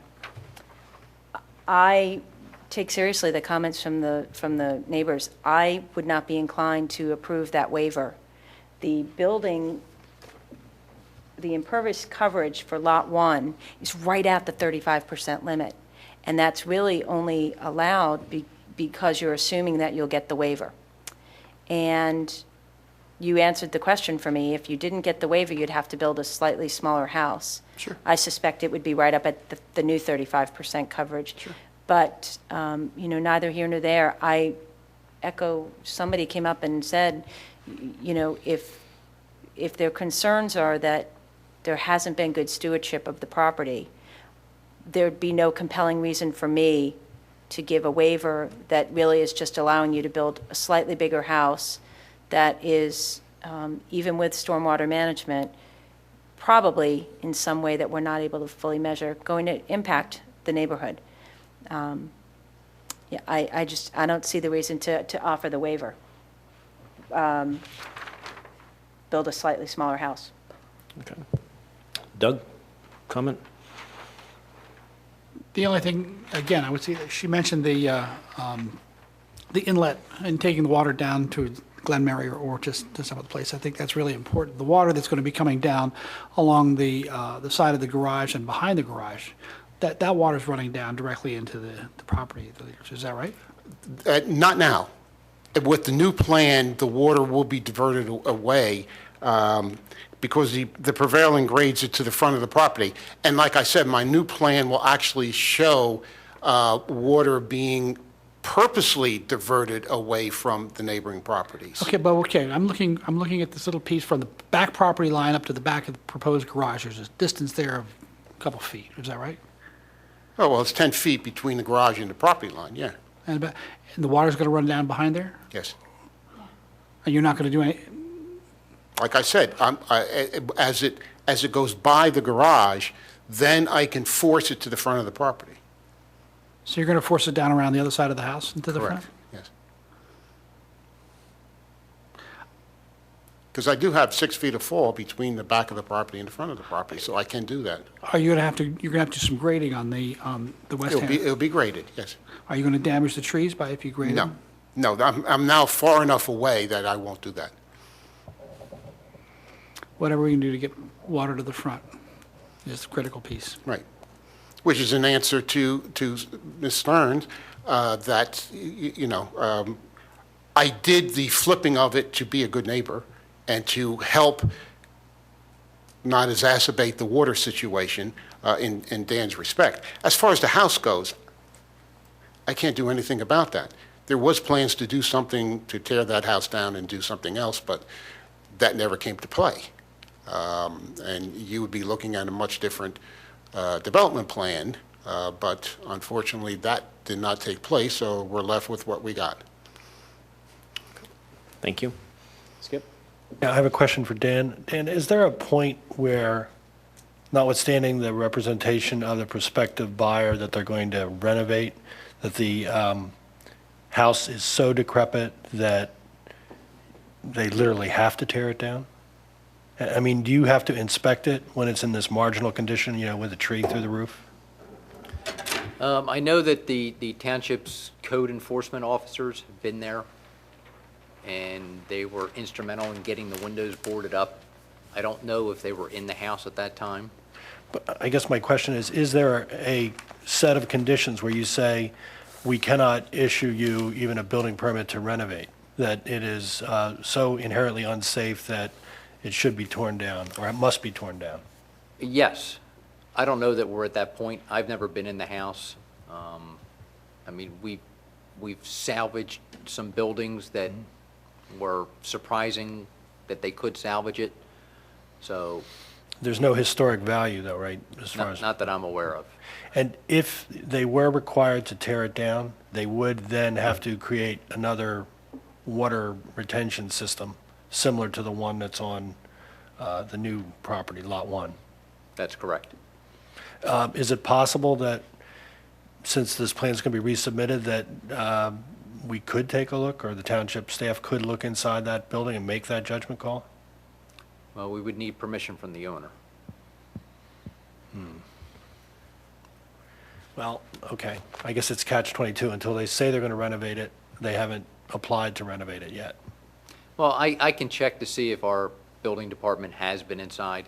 It's my understanding that they were not inside when they were investigating the windows being broken. And we can't make that a condition of going forward with the subdivision, that you get to look inside, since they propose to renovate? Isn't that part of the proposal, that it's going to be renovated? And I think that's I've been involved in some, I mean, you can renovate anything, unless, you can really renovate anyway. There's no way you can say, if there's 5 trees sticking through the roof, if someone wants to spend the money to renovate it and they redo it, they can renovate it and create it as it is. I mean, so I think we're treading on private property rights that I don't want to go down.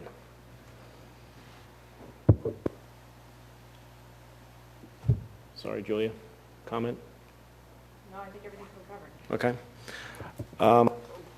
One further thing, Dan, do I have enough time? This is the first time we're seeing this application, so this So is... you don't need No. you still have, okay. No, because yours was a new application. You were here as a sketch before. Okay. Do we have a motion to table? Motion to table. Second? Second. All in favor? Aye. Any opposed? Motion to table carries. Thank you. See you next month. We're going to have a very long meeting.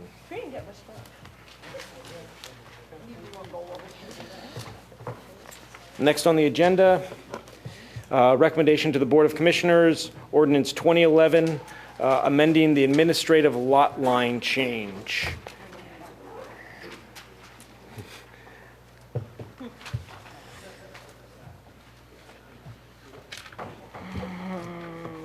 As soon as Dan's ready, we'll move forward.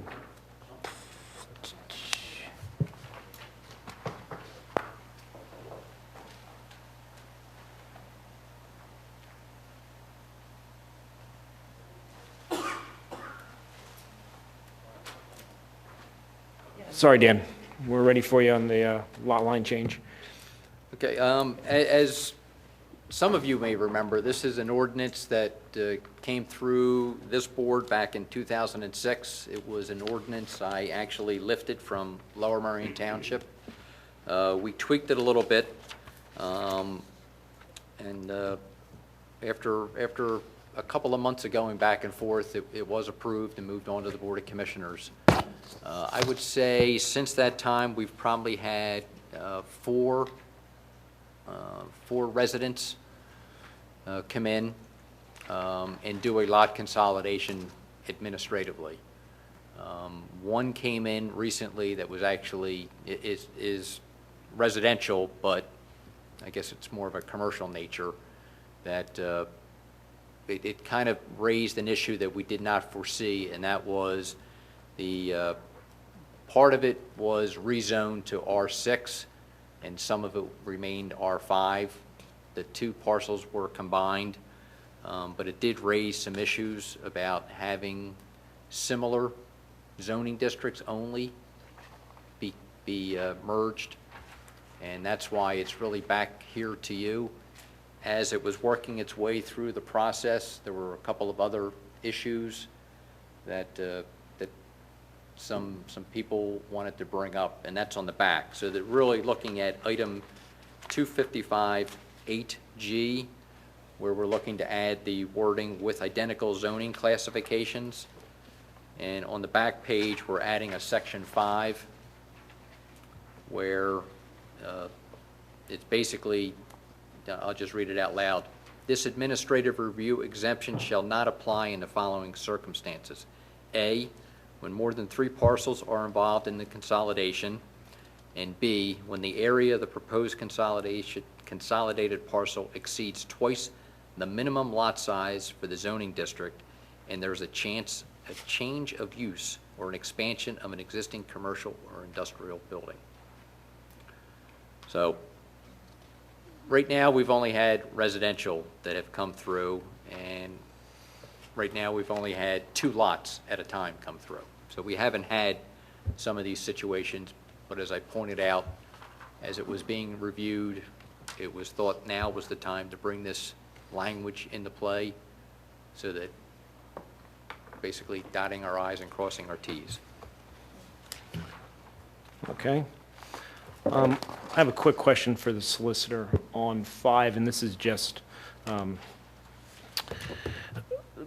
between A and B. I'm assuming that that's not an and, or else there would be an and. How do we make it clear that and I'm assuming that was the rationale, that it's not A and B need to be together for the administrative review. It should be either A or B. Doesn't apply to this exception. How do we add language there to make sure that that's clear if that's the intent? this administrative review exemption shall not apply to either of the following Yeah, conditions. I think it just needs a little work there just to make sure that that actually applies that way. Because the way it was written right now, it could very easily be both A and B. I have a quick question. This administrative review exemption, what's the exemption of? It's just an administrative review, right? Basically, we're saying in these circumstances, there are circumstances that we can have an administrative review, except in these two instances. And then you have to go to land development. So these That's two right. incidences, So I would A just- and B force us to land development. I You understood do that. land development. I just would have said this administrative review, exemption from, got it, okay.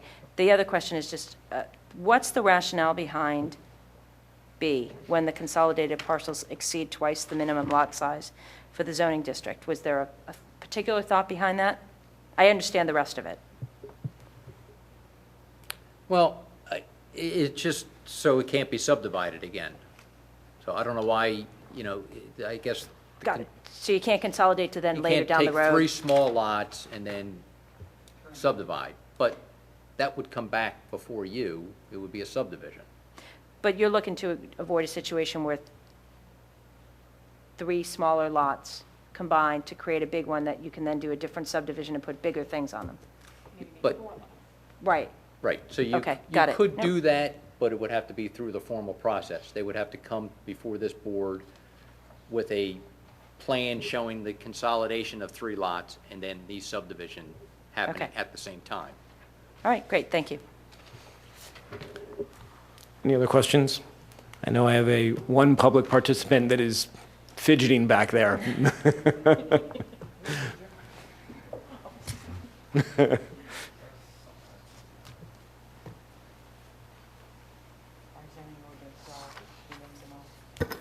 Thank you. Baron Gemmer, South Wayne Avenue.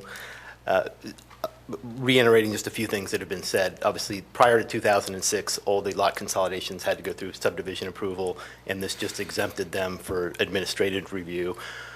This is just kind of taking that back a little from where it was in 2006 and saying that certain ones should still go through subdivision review for appropriate purposes, and I'll get into that. As Dan alluded to, part of the, actually when this was passed in 2006, I had an issue based upon some of the scale, which I'll get to in the B that you were discussing just a minute ago. But Dan was right, it was hard to foresee the issue that was brought up with the R5 and R6 issue, which is Pembroke North, where they're R6, and they were able to take an R5 adjoining property and get relief from the zoning hearing board to make that basically a parking lot to support the R6 use only if the lots were consolidated. And John Rice had talked about there was a Pittsburgh case that allowed that, if not, that didn't have to be the same exact zoning district, but as long as they were both residential.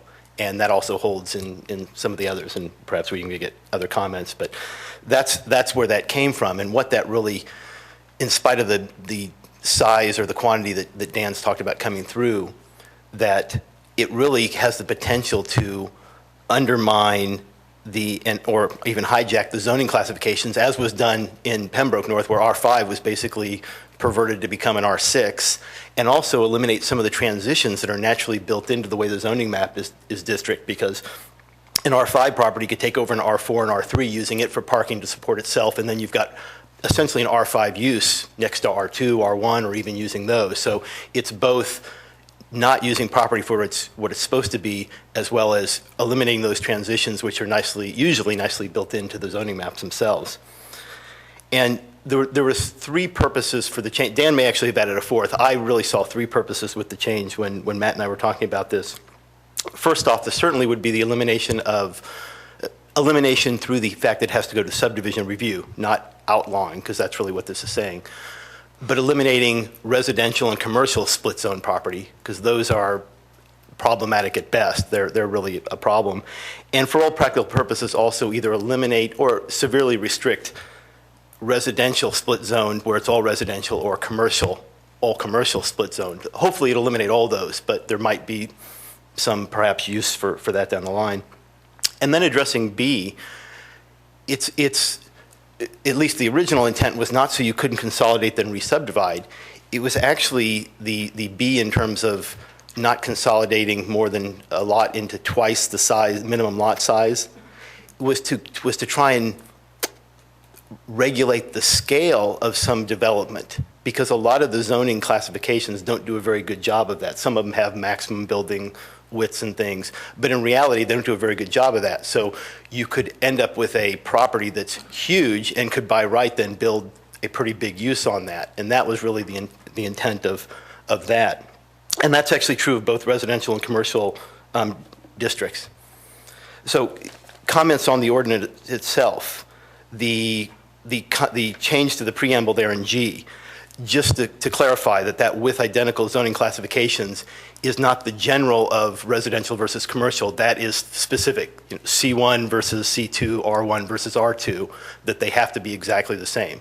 And John Rice has already said that he thinks that addresses that. On the changes to the addition of 5, thank you for bringing up the or.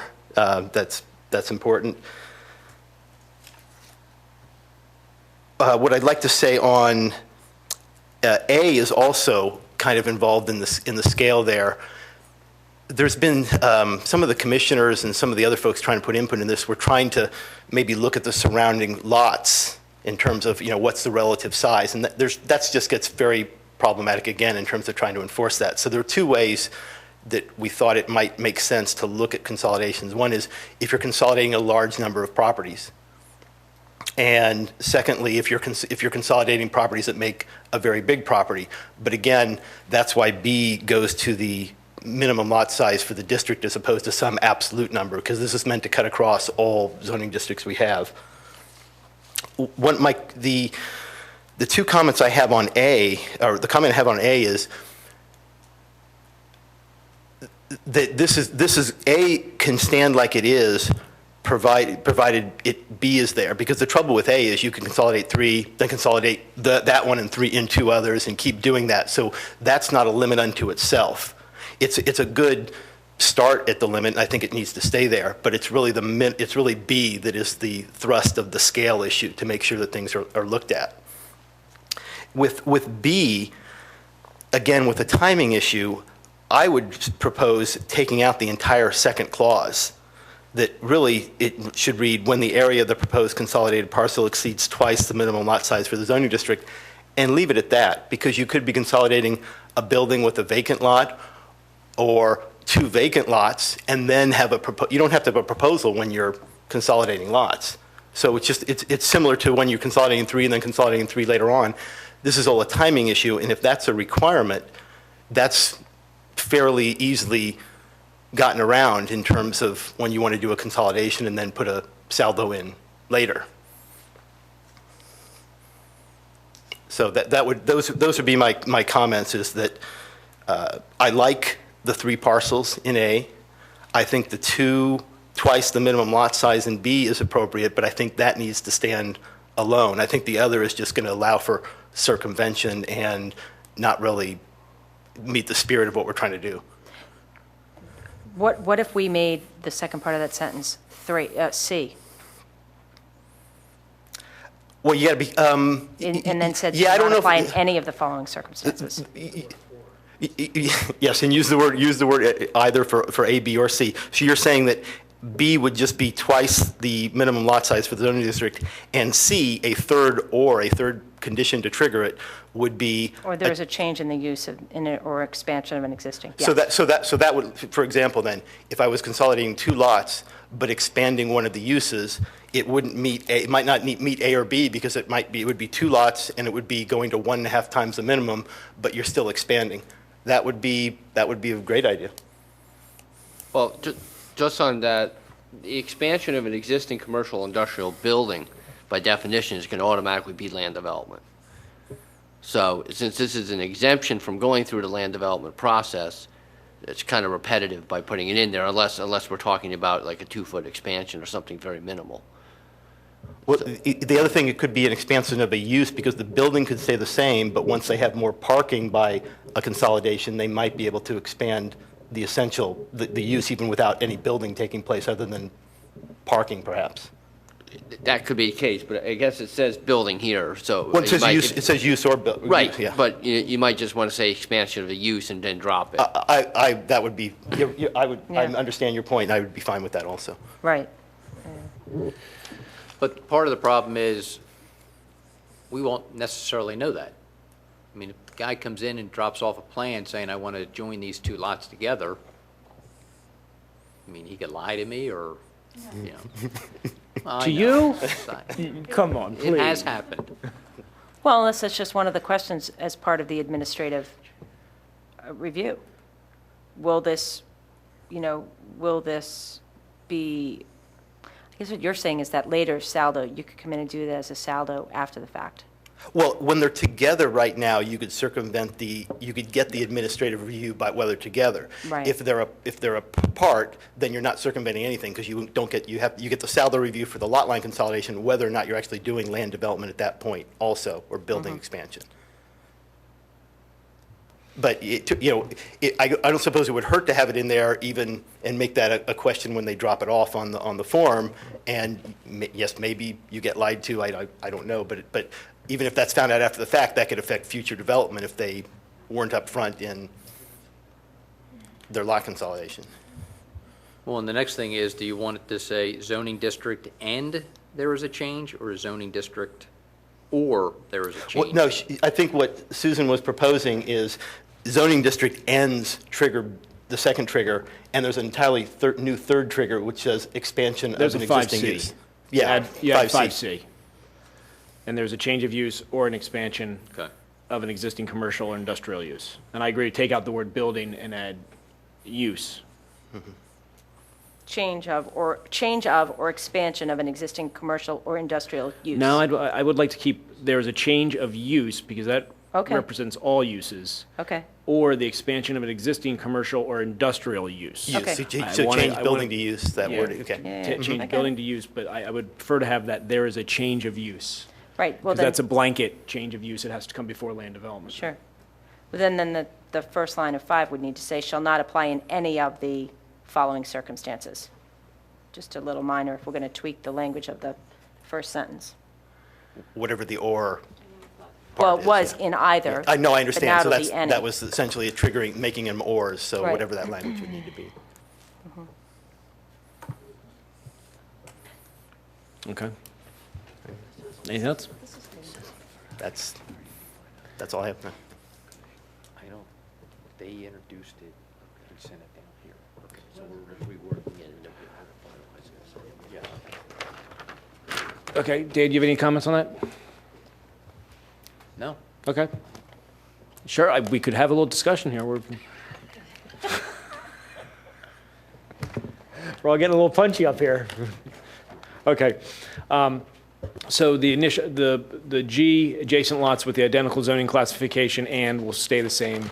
But with regard to 5, the administrative review exemption shall not, okay, how do we make it now that we're, instead of either, we're going to add verbiage to make sure that everything's in there an or, so. If Susan recommended any, and I would agree with that. Shall not apply in any of the following circumstances. Yeah. Okay. Okay, and then we will create a 5C where after the word, basically B will read, when the area of the proposed consolidated parcel exceeds twice the minimum lot size for the zoning district, period. And add C that says when there is a change of use or an expansion of an existing commercial or industrial use, period. Okay? Any further discussion? I move as amended. Second? All in favor? Aye. Any opposed? Very good. Next on the agenda, old business. Any old business? Any new business out there? Public participation? Move we Motion. adjourn. Second? All in favor? Aye. Thank you.